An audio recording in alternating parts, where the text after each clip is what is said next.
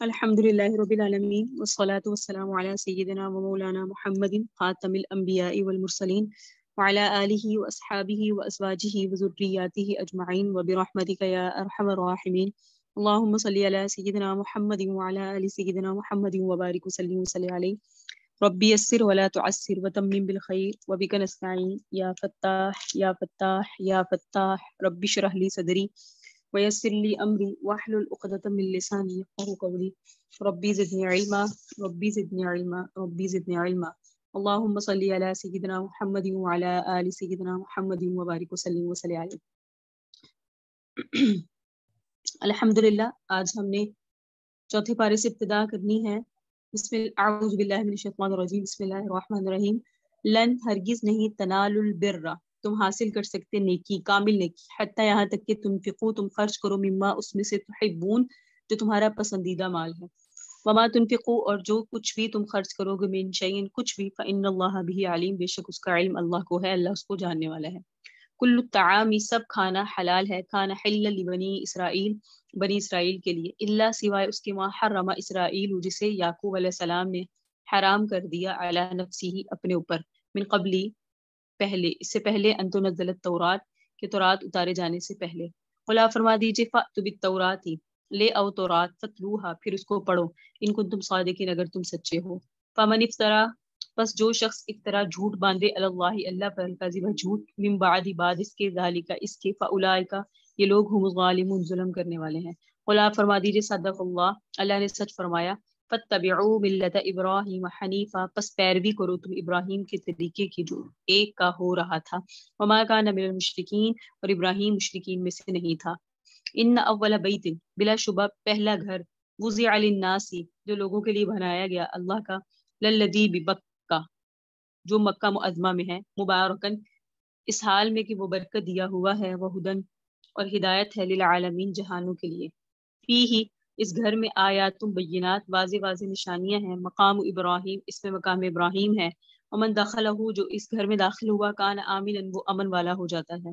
وللہ علی الناس اور اللہ کے لیے لوگوں کے ذمے حج، حج البیت اللہ کے گھر کا حج واجب ہے، من استطاع الیہ سبیلا جو اس کے راستے کی طاقت رکھتا ہو، ومن کفر اور جو کوئی حج کا انکار کرے، فإن اللہ غنی عن العالمین تو بے شک اللہ بے نیاز ہے تمام جہانوں سے. قل فرما دیجئے یا اہل الکتاب اے کتاب والو لم تکفرون بآیات اللہ تم اللہ کی آیات کا کیوں انکار کرتے ہو، واللہ شہید اللہ گواہ ہے، علی اس پر ما تعملون جو تم عمل کرتے ہو. قل آپ فرما دیجئے یا اہل الکتاب اے اہل کتاب لم تصدون تم کیوں روکتے ہو، عن سبیل اللہ اللہ کے راستے سے، من آمنا ان لوگوں کو جو ایمان لے آئے، تبغونہا اس راستے سے تم، تبغونہا عوجا تم کجی تلاش کرتے ہو، یعنی ویک پوائنٹ تلاش کرتے ہو، کوئی اس میں کجیاں تلاش کرتے ہو، سرکشی کرتے ہو، ون تم شہداء حالانکہ تم گواہ ہو، وما اللہ اور اللہ نہیں ہے بغافل عما تعملون تمہارے عمل سے. تو پہلی آیت جس میں اپنے محبوب چیز کو اللہ کے راستے میں خرچ کرنے کی ترغیب ہے، لن تنالوا البر حتی تنفقوا مما تحبون تم نیکی کو نہیں پہنچ سکتے جس میں سے جب تک کہ تم اپنی محبوب چیز اللہ کے راستے میں خرچ نہ کرو. اس کا ما قبل کے ساتھ تعلق یوں ہے کہ پچھلی آیت میں جو تیسرے پارے کی آخری آیات تھی ان میں ذکر کیا گیا تھا آخرت میں کافروں کے لیے زمین بھری ہوئی سونا بھی قبول نہیں کیا جائے گا اگر وہ بطور فدیہ کے دینے چاہیں. اس طرح یہ مسئلہ ہے کہ کفر کی حالت میں دنیا میں بھی اگر کوئی اللہ کے راستے میں سونے کا پہاڑ خرچ کر دے تو وہ بھی قبول نہیں ہے. اللہ کے ہاں صدقہ قبول تبھی ہوتا ہے جب کوئی شخص ایمان بھی لائے، اور جب تک ایمان نہ لائے اس وقت اس کے صدقات قبول نہیں ہوتے. تو یہ لن تنال میں گویا مسلمانوں کو خطاب ہے کہ تمہارے لیے یہ موقع ہے کہ اپنی محبوب ترین چیز اللہ کے راستے میں خرچ کرو، اور خرچ کرنے کے بعد کمال درجے کا ثواب اور کمال درجے کی نیکی حاصل کر لو. اگر اپنی محبوب ترین چیز تم اللہ کے راستے میں خرچ نہیں کرو گے تو جو بھی خرچ کرو گے وہ اللہ کے علم میں ہے، ثواب اس پر ملے گا، لیکن اعلیٰ سے اعلیٰ اور عمدہ سے عمدہ ثواب لینے کے لیے ضروری ہے کہ اپنے محبوب مال کو اللہ کے راستے میں قربان کیا جائے. حضرت ابو طلحہ انصاری رضی اللہ تعالیٰ عنہ کا واقعہ ملتا ہے کہ جس وقت یہ آیت اتری تو صحابہ کرام نے بڑھ چڑھ کر اپنی محبوب چیزوں کو اللہ کے راستے میں خرچ کیا. حدیث شریف میں آتا ہے مدینہ منورہ میں حضرت ابو طلحہ انصاری بہت بڑے صاحب حیثیت تھے. مسجد نبوی کے سامنے ہی ان کا باغ تھا جس کا نام تھا بیر حا، بیر کہتے ہیں کنویں کو، حا اس کا نام یہ تھا، بیر حا کنواں تھا، بہت اچھا اور عمدہ اس کا پانی تھا. نبی علیہ السلام ان کے باغ میں اور ان کے کنویں پہ تشریف لے جاتے، اس کا پانی پیتے تھے۔ جب یہ آیت اتری تو وہ حضور اکرم صلی اللہ علیہ وسلم کی خدمت میں آئے اور کہنے لگے، یا رسول اللہ، اللہ تعالیٰ نے اپنا محبوب ترین مال اپنے راستے میں خرچ کرنے کے لیے کہا ہے، اور میرے مال میں مجھے سب سے زیادہ محبوب یہی بیر حا ہے، میں اس کو اللہ کے راستے میں خیرات کرنا چاہتا ہوں۔ آقا علیہ السلام نے بہت خوشی کا اظہار فرمایا اور یہ کہا، یہ تو بہت نفع والی تجارت ہے جو آپ کرنے لگے ہیں، اب میرا مشورہ ہے آپ اسے اپنے قریبی رشتہ داروں میں اس کو تقسیم کر دیں۔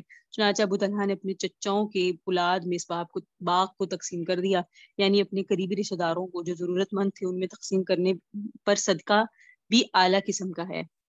ویسے ہر ضرورت مند کو دینا ثواب ہے، لیکن اپنے رشتہ داروں کو دینے میں صلہ رحمی بھی ہے اور ثواب بھی ہے۔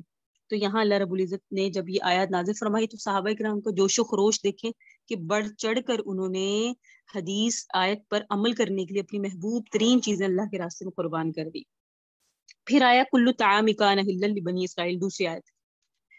یہ جو اس کا صراحتاً تعلق بنی اسرائیل کے ساتھ ہے۔ پچھلے پارے میں ایک دو رکوع قبل آپ نے ملت ابراہیمی کا قصہ پڑھا تھا کہ یہود و نصارہ کہتے تھے ابراہیم کا جو طریقہ تھا ہم اس طریقے پر ہیں۔ یہ آیت آئی تھی ما کان ابراہیم یہودیوں ولا نصرانیوں ولکن کان حنیفا مسلما، یہ تیسرے پارے میں گزری۔ اس میں یہ ذکر کیا گیا کہ ابراہیم کے ساتھ سب سے زیادہ تعلق رکھنے والے یا تو وہ لوگ ہیں جو اس وقت ان کے متبع تھے یا یہ نبی اور اس نبی پر ایمان لانے والے۔ آج سب سے زیادہ تعلق رکھنے والے حضرت ابراہیم کے ساتھ یہی لوگ ہیں، جس کا مطلب یہ ہے کہ ان کے مسلک پر یہ لوگ ہیں، اور سرور کائنات نے اپنے طریقے کو ملت ابراہیمی قرار دیا۔ قرآن میں صراحتاً آپ کو ملت ابراہیمی کی ہی اتباع کا حکم دیا گیا۔ اس بحث میں اسرائیلیوں کی طرف سے کچھ سوال اٹھائے گئے جن کا تعلق اس بات کے ساتھ تھا کہ آپ کا ملت ابراہیمی پر ہونا مشتبہ ہے نبی علیہ السلام کا، کیونکہ ملت ابراہیمی کی چیزیں آپ میں موجود نہیں ہیں۔ مثلا یہود نے یہ کہا کہ مسلمان اونٹ کا گوشت کھاتے ہیں، اونٹنی کا دودھ پیتے ہیں، حالانکہ یہ دونوں چیزیں ملت ابراہیمی میں حرام تھی۔ جب ملت ابراہیمی میں یہ حرام تھی تو ان کو حلال کہنے والا ملت ابراہیمی پر کیسے ہو سکتا ہے؟ دوسرے ان کا یہ دعویٰ یہ بھی تھا کہ ابراہیم کا تعلق بیت المقدس یعنی مسجد اقصیٰ کے ساتھ تھا، جو کہ اہل کتاب کا قبلہ ہے، جدھر حضور نے بھی مدینہ منورہ آنے کے بعد 16 مہینے تک منہ کر کے نماز پڑھی۔ ہم نے سورہ بقرہ میں دوسرے رکوع میں اس بات کو پڑھا۔ یہ بھی ملت ابراہیمی کے خلاف ہے کہ تم مسجد اقصیٰ کی طرف رخ نہیں کرتے۔ وہ کہتے تھے مکہ معظمہ کے ساتھ یا بیت اللہ کے ساتھ حضرت ابراہیم کا تو تعلق ہی نہیں ہے۔ چنانچہ یہی مضمون آپ کے سامنے پہلے بارے میں جہاں حضرت ابراہیم کی تاریخ دہرائی گئی تھی اس میں بھی مضمون کو واضح کیا گیا کہ یہ جگہ بھی حضرت ابراہیم کی آباد کی ہوئی ہے۔ کون سی جگہ؟ مکہ۔ اس کی نسبت بھی ان کی طرف ہے۔ ایک بیٹے کو انہوں نے یہاں آباد کیا تھا اور دوسرے کو شام میں۔ یہ بیت اللہ انہی کے ہاتھوں تعمیر ہوا ہے اور یہاں واضح واضح علامات ہیں جن سے ثابت ہوتا ہے حضرت ابراہیم کا اس جگہ کے ساتھ تعلق ہے۔ تو ان کے یہ جو شبہات تھے اس کو دور کر کے سرور کائنات کے طریقے کو ملت ابراہیمی واضح کیا گیا۔ حاصل اس کا یہ ہے کہ جو کھانا اس وقت زیر بحث ہے، جن چیزوں کے بارے میں اختلاف کرتے ہیں، کئی ساری چیزیں یہود پر اللہ نے حرام ٹھہرائی، اس کا ذکر سورہ انعام میں تفصیل کے ساتھ آئے گا۔ تو یہ سب کی سب چیزیں جو اس وقت زیر بحث ہیں، جن کے متعلق یہودی کہتے ہیں ملت ابراہیمی سے حرام چلی آ رہی ہیں، ساری کی ساری چیزیں بنی اسرائیل پر بھی حلال تھی۔ بنی اسرائیل یعنی اسرائیل کی اولاد ان پر حلال تھی۔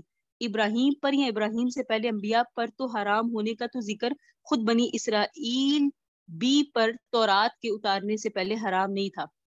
تورات کے اترنے کے بعد ان پر بعض چیزوں کو حرام ٹھہرایا گیا، تو حرمت کی نسبت تورات کی طرف ہے۔ تورات سے قبل زمانے میں یہ اشیاء حرام نہیں تھی۔ ہاں البتہ ایک چیز تھی جس کو اسرائیل نے، حضرت یعقوب نے اپنے نفس کے اوپر حرام ٹھہرایا، بعد میں اس کی حرمت بھی ان کی اولاد میں آ گئی۔ حضرت یعقوب، یہ جو آیا نا اسرائیل نے خود، الا ما حرم اسرائیل، اسرائیل نے حرام کیا، تو یہاں اسرائیل سے مراد حضرت یعقوب ہے۔ وہ کیسے؟ حضرت یعقوب کو ایک تکلیف تھی جسے کہتے ہیں ارک النساء، یہ ٹانگ کے اندر کوئی رگ ہے جس کے اندر درد بیٹھ جایا کرتا ہے، اس کو کہتے ہیں ارک النساء۔ اس تکلیف کے اندر وہ مبتلا تھے، انہوں نے یہ نظر مانی کہ اگر اللہ تعالیٰ مجھے شفا دے دے تو میں اپنی محبوب چیز یعنی جو کھانے میں مجھے محبوب ہے میں اس کو ترک کر دوں گا، چھوڑ دوں گا۔ جب شفا ہو گئی تو ان کو اونٹ کا گوشت اور اونٹنی کا دودھ پسند تھا، چنانچہ انہوں نے اس نظر کے تحت وہ ترک کر دیا، اور اس قسم کی نظر ان کی شریعت میں جائز تھی۔ نظر کے تحت کسی شے کو اپنے اوپر حرام کر لیا جائے، ہماری شریعت میں نظر کا یہ مفہوم تو ہے کہ ایک مباح چیز کو اپنے آپ کے اوپر واجب کر لیں، لیکن حرام نہیں کر سکتے، حلال چیز کو اپنے اوپر حرام نہیں کر سکتے، ان کی شریعت میں جائز تھا۔ تو فرمایا گیا تم نے جو یہ اشکال کیا ہے کہ چیزیں بنی اسرائیل پر حرام تھی، ہم نے ان کو حلال کر لیا، تو وہ حرام چیزیں بھی تم پر حرام نہیں تھی، بلکہ حضرت اسرائیل نے، حضرت یعقوب نے خود اپنے اوپر حرام کر لی من قبل ان تنزل التورات، اگر تم کہتے ہو کہ یہ تمہاری چیزیں تورات میں حرام تھی اور ہم نے یعنی ملت محمدیہ نے یا محمد صلی اللہ علیہ وسلم کی شریعت میں ان کو ہم نے حرام کر کے تمہارے ملت ابراہیمی کے کچھ خلاف کیا ہے تو فأتوا بالتوراۃ فاتلوها ان کنتم صادقین، تو پھر تم اپنی کتاب لے آؤ تورات، اپنی کتاب تورات لے آؤ، اس کو پڑھ کے دکھاؤ، اس میں اگر لکھا ہو کہ حضرت ابراہیم کے زمانے میں یہ چیزیں حرام تھی تو تم سچے ہو ہم جھوٹے ہیں۔ اگر تورات سے یہ بات تم ثابت نہ کر سکو اور تورات کی صراحت سے یہی بات نکلے کہ ان کی حرمت یہودیوں پر بعض جرائم کی سزا کے طور پہ کی گئی، بعض جرم انہوں نے کیے تھے تو اللہ نے سزا کے طور پر حلال چیزیں ان پر حرام کر دی، اور یا یہ بات نکلے گی یا یہ نکلے گی کہ حضرت یعقوب نے نظر مانی حضرت ابراہیم کے دور کے بعد، تو پھر تمہارا ان باتوں کو اس بات کی علامت قرار دینا کہ مسلمان ابراہیم کے طریقے پر نہیں ہیں، یہ بات بالکل صحیح نہیں ہے۔ تو حضرت ابراہیم کا تو خود ان چیزوں کو حلال ہی کیا، حضرت ابراہیم تو خود ان کی شریعت میں چیزیں حرام نہیں تھی، تو بنی اسرائیل پر جو حرام ہوئی یا تو ان کے جرائم کی وجہ سے ہوئی یا حضرت یعقوب نے جو اپنے اوپر خود کہا کہ میں نظر مانتے ہوئے کہ میں یہ چیز کو نہیں کھاؤں گا، میرے اوپر حرام ہے، وہ اس لیے ہوئی، یہ نہیں ہے کہ ملت ابراہیمی میں بھی یہ حرام تھی۔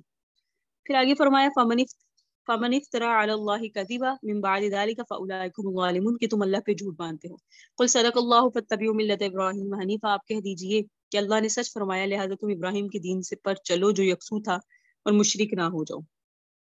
ان اول بیت وضع للناس للذی ببکہ، پہلا شبہ جو انہوں نے حلال اور حرام کیا، دوسرا شبہ ابراہیم کا قبلہ بیت المقدس تھا، اگر ملت ابراہیمی پر ہو تو پھر اسے ہی قبلہ قرار دو، یہ کون کہتے تھے؟ یہودی، اور مکہ معظمہ سے وہ حضرت ابراہیم کے تعلق کو کاٹتے تھے، توڑتے تھے۔ اس کو ذکر کیا گیا کہ یہ بیت اللہ جو مکہ معظمہ میں ہے افضل ترین ہے، تمام جگہوں سے افضل ہے، اور سب سے پہلے اللہ تعالیٰ کی طرف سے عبادت کے لیے یہی گھر متعین کیا گیا، ان اول بیت، سب سے پہلے، اور اس میں بہت واضح واضح نشانات موجود ہیں جس سے اس کی مقبولیت اور اس کا اشرف المواضع، سب سے افضل جگہ ہونا ثابت ہے۔ حضرت ابراہیم کی آمد اور ان کے یہاں آ کر اس کو آباد کرنا، اپنی اولاد کو یہاں بسانا، اور سارے کا سارا ثابت ہوتا ہے، روایات میں آتا ہے، تواتر کے ساتھ یہ چیزیں آئی ہیں۔ تمہارا یہ کہنا ہے کہ اس گھر کا حضرت ابراہیم کے ساتھ کوئی تعلق نہیں، یہ خود تمہاری بات ملت ابراہیمی کے خلاف ہے۔ آگے یہ لفظ آیا ہے بکہ، للذی ببکہ، یہ وہی ہے جو مکہ میں ہے۔ پرانی کتابوں میں مکہ معظمہ کا نام بکہ تھا، میم اور یہ بکہ عربی زبان میں ایک دوسرے کے ساتھ بدلتے رہتے ہیں، میم قریب المخرج ہونے کی وجہ سے کی بنا پر عربی زبان میں اس کو بدل دیا جاتا ہے با کے ساتھ، یہ مکہ کا ہی نام ہے بکہ، اور لفظ یہ پہلی کتابوں میں موجود ہے۔ یہود نے اس لفظ کے اندر تحریف کی، اپنی زبانوں کو موڑ کر اس لفظ کو کہتے تھے اور بگاڑ کر اس کے مفہوم کو بدل دیتے تھے، اس قسم کی تحریف وہ کرتے تھے۔ اس بکہ کو انہوں نے بکا بنا دیا، اور وادی بکہ کی بجائے وادی بکا بن گئی، یعنی رونے کی وادی۔ پھر اس کی نشاندہی یوں کرتے ہیں کہ شام کے علاقے میں بیت المقدس کے پاس کوئی وادی ہے جس کا نام ہے وادی بکا، تو قرآن میں وہ کہتے ہیں بکا نہیں بکا ہے، تو لفظ کے بدلنے کے ساتھ مفہوم یوں ہی گڑبڑ کر دیا انہوں نے، اور حضرت ابراہیم کا تعلق اس وادی سے لگاتے ہیں، اور یہ کہتے ہیں اس وادی سے، مکہ والی بکہ والی وادی سے کوئی تعلق نہیں، بکا والی سے، اور وہ تو ملک شام میں، تو لفظ کے اندر تحریف کر یوں اس کا مفہوم بگاڑ دیا۔ اس لیے یہاں وضاحت کر دی کہ بکہ یہی ہے جو گھر عبادت کے لیے سب سے پہلے متعین کیا گیا، یہ وہی ہے جو بکہ میں ہے، یعنی مکہ معظمہ میں ہے۔ آگے فرمایا فیہ آیات بینات مقام ابراہیم، کہ اس بیت میں اس گھر میں بہت واضح نشانیاں ہیں، اس میں اس کی مقبولیت بھی ثابت ہے، اور حضرت ابراہیم کے ساتھ بھی اس کا رشتہ مضبوط ہے۔ اس میں ایک نشانی مقام ابراہیم ہے۔ مقام ابراہیم وہ پتھر جس پر کھڑے ہو کے حضرت ابراہیم نے بیت اللہ کی اس کو بنایا۔ حضرت اسماعیل پتھر پکڑاتے تھے، حضرت ابراہیم پکڑ پکڑ کے پتھر اوپر رکھتے، جب وہ دیوار اونچی ہوگی تو پھر ضرورت پیش آئی کہ نیچے کوئی چیز رکھی جائے جس کے اوپر کھڑے ہو کر پتھر لگائے، تو پھر یہ پتھر وہاں دیوار کے پاس رکھا گیا جس کے اوپر حضرت ابراہیم کھڑے ہوئے۔ اللہ تعالیٰ نے اس پتھر کو کچھ ایسی صلاحیت رکھی کہ حضرت ابراہیم کو جتنا اونچا ہونے کی ضرورت ہوتی یہ پتھر اتنا ہی اونچا ہو جاتا، جب اسے اترنا ہوتا تو پتھر نیچا ہو جاتا۔ پھر ایک نشان باقی رکھنے کے لیے اللہ تعالیٰ نے اس کو موم کی طرح نرم کر دیا، تو حضرت ابراہیم کے دونوں پاؤں اس کے اندر گھس گئے، اور اس وقت ان کے دونوں پاؤں کا نشان نمایاں ہے، وہاں موجود ہے۔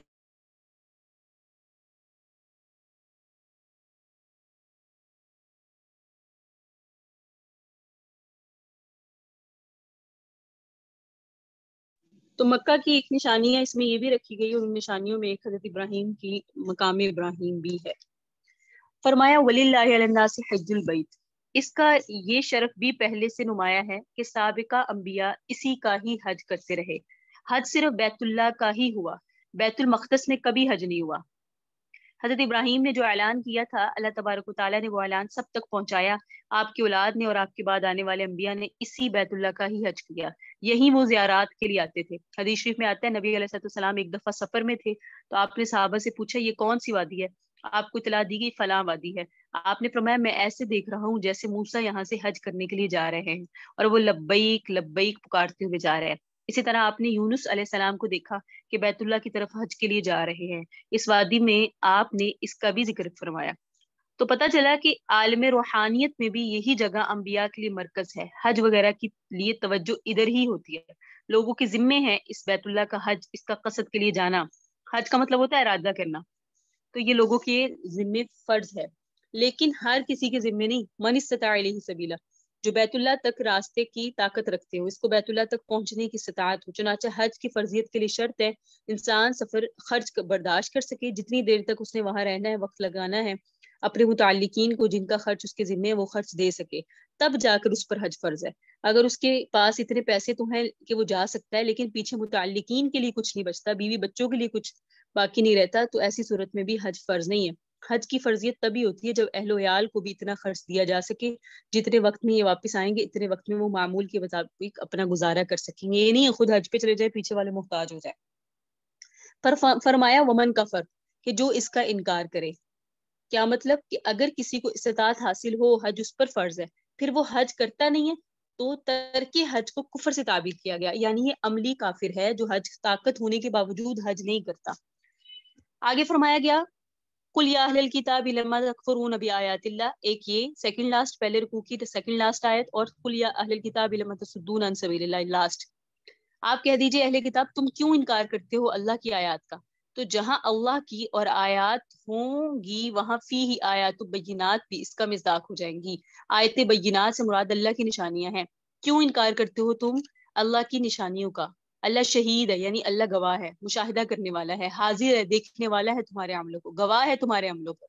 اور آپ کہہ دیجئے اہل کتاب کیوں روکتے ہو تم اللہ کے راستے سے اس شخص کو جو ایمان لاتا ہے؟ طلب کرتے ہو تم راستے میں کجی، یعنی شبہات پیدا کرتے ہو، شبہات تلاش کرتے ہو، اس طرح ایمان والوں کو روکتے ہو. وانتم شہداء، حالانکہ تم تو گواہ ہو حق کے، تمہارے ذمے لگایا گیا تھا کہ تم نے حق لوگوں کو کے سامنے واضح کرنا ہے اور حق بات کہنی ہے. تو گواہ ہو کر ہی تم نے اس کے برخلاف کام شروع کر دیا. فرض تو تمہارا تھا کہ ہر حق بات پر شہادت دیتے، لوگوں کو اس حق بات کی طرف بلاتے، لیکن اس گواہ ہونے کے باوجود کہ اللہ تعالیٰ نے تمہیں مکلف کیا، تمہیں حق کی وضاحت کا منصب دیا، اس کے باوجود تم اس قسم کی حرکتیں کرتے ہو تو یہ بہت بری حرکتیں ہیں. اللہ تعالیٰ تمہارے عملوں سے بے خبر نہیں، اللہ تعالیٰ تمہارے عملوں سے باخبر ہے. اگلا رکوع یا ایھا الذین آمنوا، اے وہ لوگوں جو ایمان لائے، ان تطیعوا فریقا من الذین اوتوا الکتاب، اگر تم اطاعت کرو گے ان لوگوں میں سے جو کتاب دیے گئے ایک گروہ کی، یردوکم بعد ایمانکم کافرین، تو تمہیں لٹا دیں گے تمہارے ایمان کے بعد کافر بنا کر. وکیف تکفرون، اور تم کیسے کفر کرو گے، وانتم تتلی علیکم، تم پر تو تلاوت کی جاتی ہیں آیات اللہ، اللہ کی نشانیاں، وفیکم رسولہ، اور تم میں اللہ کا رسول موجود ہے. ومن یعتصم باللہ، جو کوئی مضبوطی کے ساتھ تھام لے گا اللہ تعالیٰ کو، فقد ہدی الی صراط مستقیم، تو وہ سیدھے راستے کی طرف ہدایت کر دیا جائے گا. یا ایھا الذین آمنوا، اے وہ لوگوں جو ایمان لائے، اتقوا اللہ، اللہ سے ڈرو، حق تقاتہ، جیسے کہ اس سے ڈرنے کا حق ہے. ولا تموتن، تمہیں موت نہ آئے، الا مگر اس حال میں وانتم مسلمون، کہ تم فرمانبردار ہو، مسلمان ہو. واعتصموا بحبل اللہ، مضبوطی سے تھامو اللہ کی رسی کو، جمیعا، سب مل کر. ولا تفرقوا، آپس میں فرقہ فرقہ مت بنو.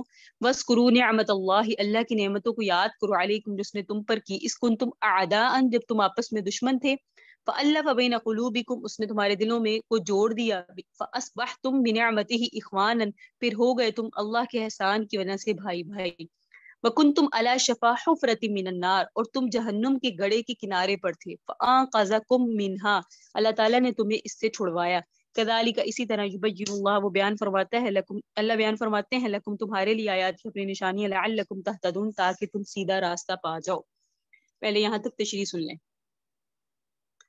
ان آیات کے شان نزول ہے، اور ان کے شان نزول میں ذکر کیا جاتا ہے کہ مدینہ منورہ میں دو قبیلے جو مشرکوں کے تھے، اوس اور خزرج، جو سرکار کائنات پر ایمان لانے اور آپ کی نصرت کی وجہ سے انصار کہلائے. ان کی زمانہ جاہلیت میں آپس میں بہت عداوتیں تھی، دشمنیاں تھی. جس وقت کوئی جنگ چھڑتی تو کئی سال تک چلتی رہتی. آخری جنگ جو ان کے اندر ہوئی، جو ان دونوں قبیلوں کے لیے تباہ کن ثابت ہوئی، اس جنگ کا نام جنگ بعاث تھا. کن دو قبیلوں کے لیے؟ اوس اور خزرج. وہ تقریباً 120 سال تک ان کے درمیان میں رہی. 120 سال کا مطلب یہ ہے کہ ان دو قبیلوں میں جنگی حالات بحال رہے. گاہے گاہے جھڑپیں ہوتی رہیں. آخری جھڑپ سرور کائنات کی مدینہ منورہ تشریف لے جانے سے کچھ دیر پہلے ہوئی، جن میں ان کے بڑے بڑے سردار مارے گئے. بہت سارا جانی نقصان ہوا.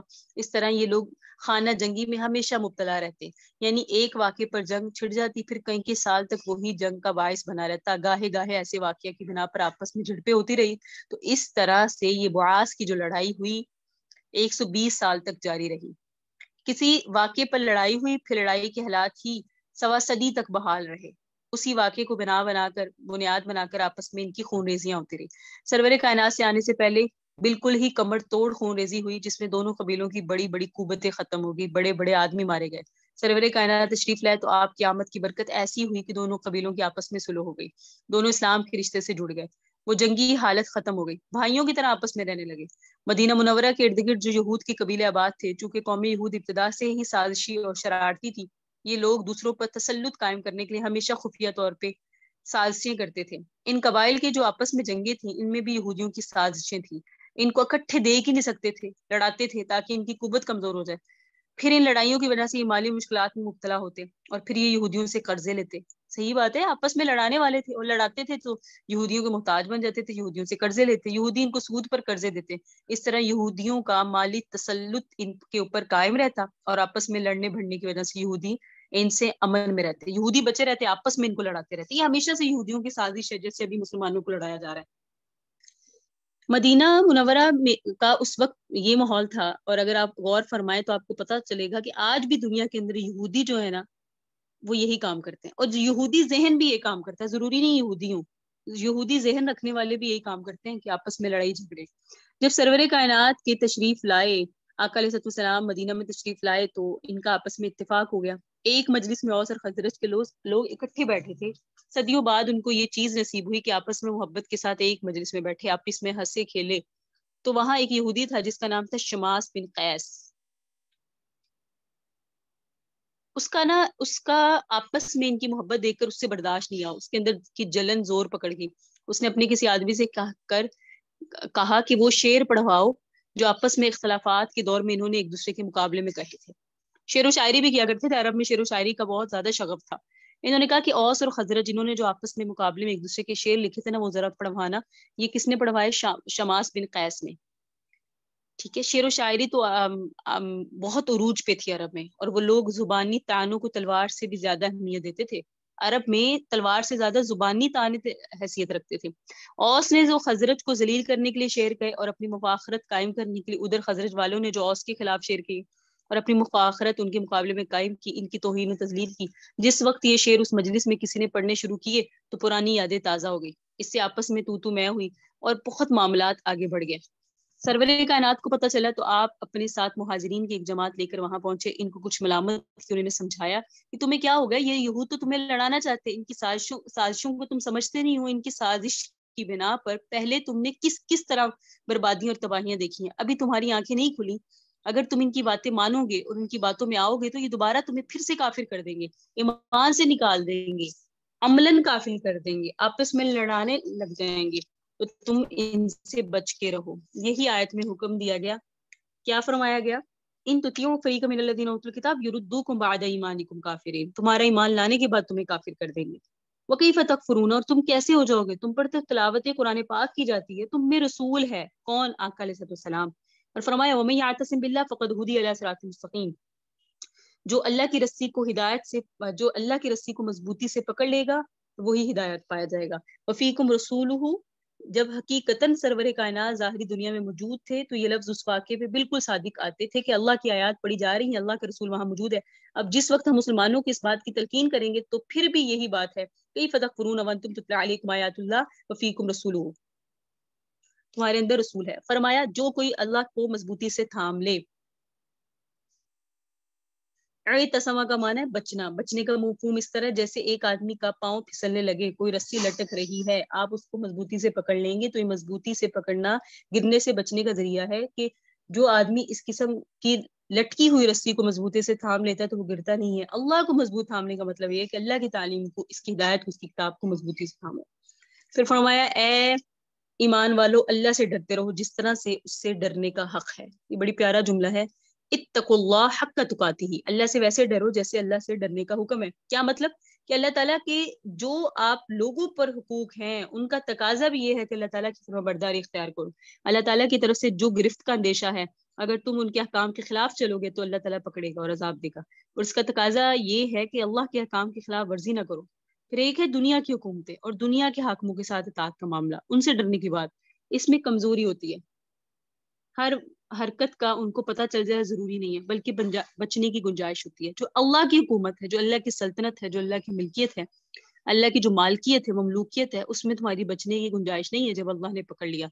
तो अल्लाह से डरो ऐसे जैसे कि अल्लाह से डरने का हक है। तुम्हें मौत ना आए मगर इस हाल में कि तुम, हरगिज ना मरना मगर इस हाल में कि तुम फर्माबरदार हो। मतलब इसका है मौत जब भी तुम्हें आए, फर्माबरदारी की हालत में आए, इस्लाम की हालत में आए। तो वातसिमु बिहब्लिल्लाह, अल्लाह की रस्सी को मजबूत से थाम लो सारे मिलकर, जमीअन। वातसिमु बिहब्लिल्लाहि जमीअन वला तफर्रकू, अल्लाह की रस्सी से मुराद कुरान करीम है। कुरान करीम के मुतालिक हदीस में आता है हब्लुल्लाहि ममदूदु मिनस समाई इलल अर्ज़, ये अल्लाह की रस्सी है जो आसमान से जमीन तक लटकाई गई है। इसको मजबूती के साथ थामने का हुक्म है। हबल का मिज़ाक अहद भी है कि अल्लाह के अहद को मजबूती से थामो। तो अल्लाह की रस्सी से मुराद यहाँ कुरान करीम है, यहाँ अल्लाह का वादा है। अल्लाह की किताबें चूंकि अल्लाह के साथ अहद का जरिया होती हैं, बंदों का वादा अल्लाह के साथ इन्हीं किताबों के जरिए होता है, इसलिए ये अल्लाह की किताब, अल्लाह की रस्सी है। ये किताबें अल्लाह की रस्सी है। फरमाया वला तफरकू, आपस में जुदा जुदा ना हो, फिरके फिरके ना हो, आपस में इंतशार ना फैलाओ। बस करो नेमतुल्लाहि अलैकुम, अल्लाह के एहसान को याद करो। इज अंतुम आदान, जब तुम आपस में दुश्मन थे, आपस में दुश्मन दावत का ताजा ताजा मज़ा चखे हुए थे, जंगे बुआस, ठीक है। अल्लाह फबैन कुलूबिकुम, अल्लाह ने एहसान किया तुम्हारे दिलों में उल्फत डाल दी। आपस में अदावत अल्लाह की तरफ से एक फटकार और लानत है। दुनिया के अंदर जिंदगी को जहन्नुम बनाने वाली चीज है आपस की उल्फत, दुनिया के अंदर ही जिंदगी को जन्नत बनाने वाली चीज है। तुम्हारी दावत खत्म हुई, आपस में अल्लाह ताला ने उल्फत पैदा की। फअस्बहतुम बिनिअमति इख्वाना, तुम आपस में आदा होने के बाद, दुश्मन होने के बाद अल्लाह के फजल से आपस में भाई भाई बन गए। कितना खुशगवार माहौल तुम्हारे अंदर पैदा हो गया। ये तो एक हिस्सी फायदा है। दूसरा ये कि तुम कुफर में मुब्तला थे, शिरक में मुब्तला थे, जहन्नुम के किनारे पे खड़े थे। किनारे पे खड़े होने का मतलब यही है कि अभी अभी तुम मरे और जहन्नुम में गए, तुम्हारा ये हाल था। तो फअन क़ज़ाकुम मिन्हा, अल्लाह ने तुम्हें जहन्नुम से छुटकारा दिया। अल्लाह का रसूल आया, उसने तुम्हें कुफर से बचाया, ईमान के रास्ते पे लगाया, तो तुम जहन्नुम से छूट गए। ये भी अल्लाह का एहसान है, इसको याद करो। अब इस नियामतों की बेकदरी ना करो, भाई बनने के बाद दोबारा दुश्मन ना बनो। ये अल्लाह ताला की तरफ से हिदायत आ जाने के बाद फिर तुम कुफर की तरफ जाओगे ताकि फिर जहन्नुम में गिरो। ये अल्लाह ताला के एहसान की नाकदरी ना करो, बल्कि अल्लाह के एहसान याद करो, उसकी कदर करो। कज़ालिका युबय्यिनुल्लाहु लकुम आयातिही, इसी तरह अल्लाह ताला तुम्हारे लिए अपनी आयत को बयान करता है, लअल्लकुम तहतदून, ताकि तुम रास्ता पा जाओ। वलतकुम मिनकुम उम्मतुन यदऊना इलल खैर, तुम में एक जमात होनी चाहिए जो दावत देती हो खैर की तरफ। यअमुरूना बिल मारूफ, नेकी का हुक्म करती हो, यनहौना अनिल मुनकर, बुराई से रोकती हो। उलाइका हुमुल मुफ्लिहून, यही वो लोग हैं जो फलाह पाने वाले। वला तकूनु कल्लज़ीना तफर्रकू, और ना हो तुम उन लोगों की तरह जो फिरका फिरका हो गए। वख्तलफू मिन बादि मा जाअहुमुल बय्यिनात, इख्तिलाफ किया उन्होंने बाद इसके कि उनके पास वाज़ेह दलाइल आ गए। व उलाइका लहुम अज़ाबुन अज़ीम, ये वो लोग हैं इनके लिए बड़ा अज़ाब है। यौम तबयज़्ज़ु वजूहुन, जिस दिन कुछ चेहरे सफेद होंगे, व तस्वद्दु वजूह, और कुछ चेहरे स्याह होंगे। फअम्मल लज़ीना नस्वद्दत वजूहुहुम, फिर वो लोग जिनके चेहरे स्याह हो जाएंगे, इन्हें कहा जाएगा अकफरतुम बाद ईमानिकुम, क्या तुमने कुफर ले आया कर लिया इख्तियार अपने ईमान के बाद। यानी तुम आज इतने स्याह हुए हो, चेहरे तुम्हारे इतने स्याह हुए हैं। आज मैंने पढ़ाया 11वीं बारे में कि ऐसे स्याह होंगे जैसे तारीक रात है। तो अकफर तुम बाद ईमानिकुम, क्या तुमने कुफर इख्तियार कर लिया था ईमान के बाद। फज़ूक़ुल अज़ाब, चखो आज अज़ाब, बिमा कुंतुम तकफुरून, बसबब इसके कि तुम काफिर हो गए। वअम्मल लज़ीना अबियज़्ज़त वजूहुहुम, लेकिन वो लोग जिनके चेहरे सफेद होंगे, फफ़ी रहमतिल्लाह, वो अल्लाह की रहमत में होंगे। हुम फ़ीहा खालिदून, वो अल्लाह की रहमत में हमेशा रहेंगे। तिलका आयातुल्लाह, ये अल्लाह की निशानियां हैं। नतलूहा अलैका बिलहक, पढ़ते हम इनको आप पर ठीक ठीक। वमल्लाहु युरीदु ज़ुल्मन लिल आलमीन, और अल्लाह आलमीन पर जुल्म का इरादा नहीं करता। अल्लाह दोनों जहानों में किसी पर जुल्म का इरादा नहीं करता। वलिल्लाहि मा फिस समावाति व मा फिल अर्ज़, अल्लाह ही के लिए सल्तनत आसमान और जमीन की। व इलल्लाहि तुरजउल उमूर, अल्लाह ही की तरफ तुम लौटाए जाओगे। تو پچھلی آیت میں اللہ کی رسی کو مضبوطی سے پکڑنے کی تاکید تھی اور تفرقہ بازی کی ممانعت تھی. اللہ کی رسی کو مضبوط سے تھامو، آپس میں ٹکڑے ٹکڑے نہ ہو. تقوی اور اتفاق، یہ دو چیزیں مسلمانوں کے اندر موجود ہونی چاہیے، تقوی اور اتفاق.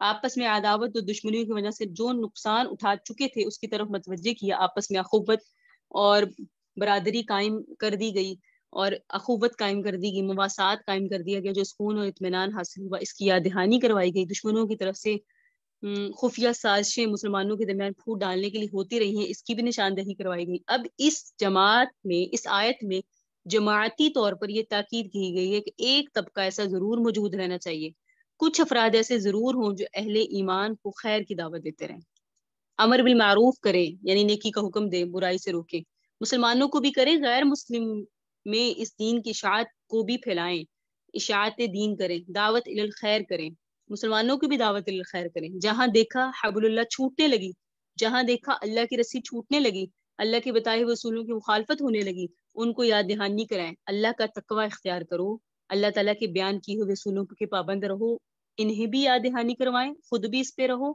غیر مسلموں کو بھی دعوت دو. جماعتی طور پر یہ سب مسلمانوں پر فرض ہے، کچھ افراد اس قسم کے موجود رہنے چاہیے. یہاں یہ بیان فرمایا گیا. تو امر بالمعروف کرتے رہو، نیکی کا حکم دیتے رہو، برائیوں سے روکتے رہو، یہ بہت اہم چیزیں. ولا تکونوا کالذین، اللہ تعالیٰ نے فرمایا ان لوگوں کی طرح نہ ہو جاؤ. ولا تکونوا کالذین تفرقوا واختلفوا من بعد ما جاءهم البینات، یعنی پیچھے جو بات کہی گئی تھی نا کہ حبل اللہ کو مضبوطی سے تھام لو، تقوی اختیار کرو، اس کے لیے ایک تحفظ کی تدبیر بتائی گئی کہ ہر وقت جو اس قسم کے افراد موجود ہوں گے تو نگہداشت کریں گے، نگرانی کریں گے، کسی طرف سے تقوی میں بھی خلل نہ واقع ہونے دیں گے، اور لوگوں کو متفرق بھی رکھیں اور دشمنوں کی سازشوں پہ بھی نظر متفق رکھیں. لوگوں کو یہ متفق رکھنے والے ہوں گے اور دشمنوں کی سازشوں پہ نظر رکھنے والے ہوں گے. اس سے امت کا شرازہ مجتمع رہے گا، بکھرے گا نہیں.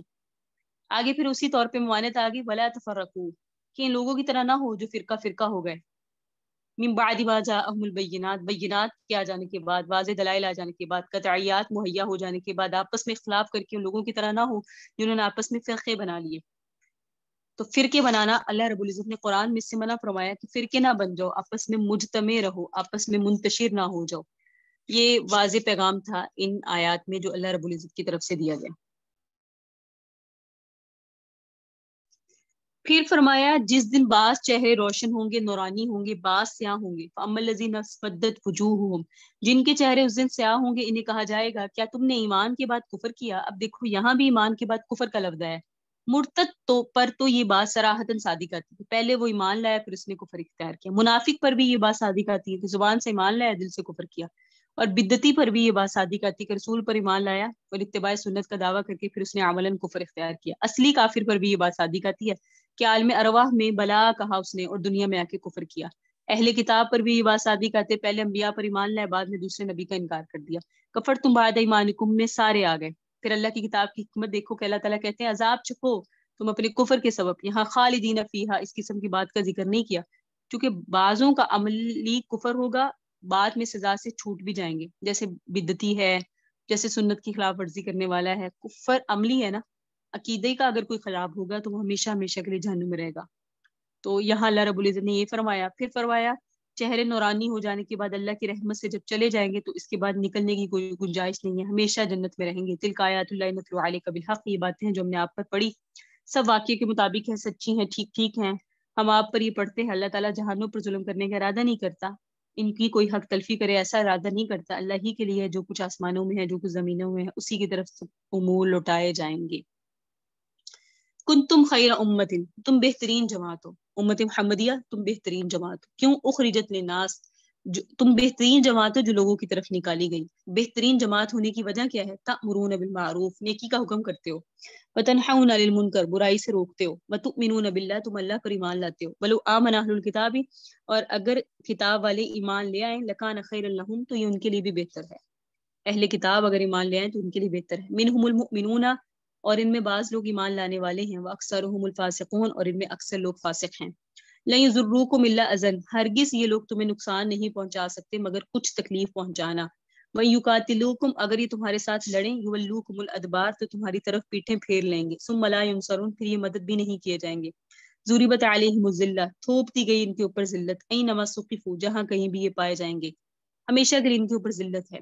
इल्ला बिहब्लिम मिनल्लाह, मगर अल्लाह के सहारे से, व हब्लिम मिनन्नास, और लोगों के सहारे से, वबाउ बिग़ज़बि मिनल्लाह, और ये लौटे अल्लाह की गज़ब के साथ, वज़ुरिबत अलैहिमुल मस्कना, इनके ऊपर डाल दी गई मस्कनत, ज़ालिका बिअन्नहुम, इसलिए कि ये लोग ऐसे हैं, कानू यकफुरूना बिआयातिल्लाह, जो अल्लाह की निशानियों का इनकार करते हैं, व यक़्तुलूनल अंबिया, नबियों को कत्ल करते हैं, बिगैरि हक़्क़िन, नाहक़, ज़ालिका बिमा असव, इस सबब से कि इन्होंने नाफरमानी की, व कानू यअतदून, और हद से निकलने वाले हैं।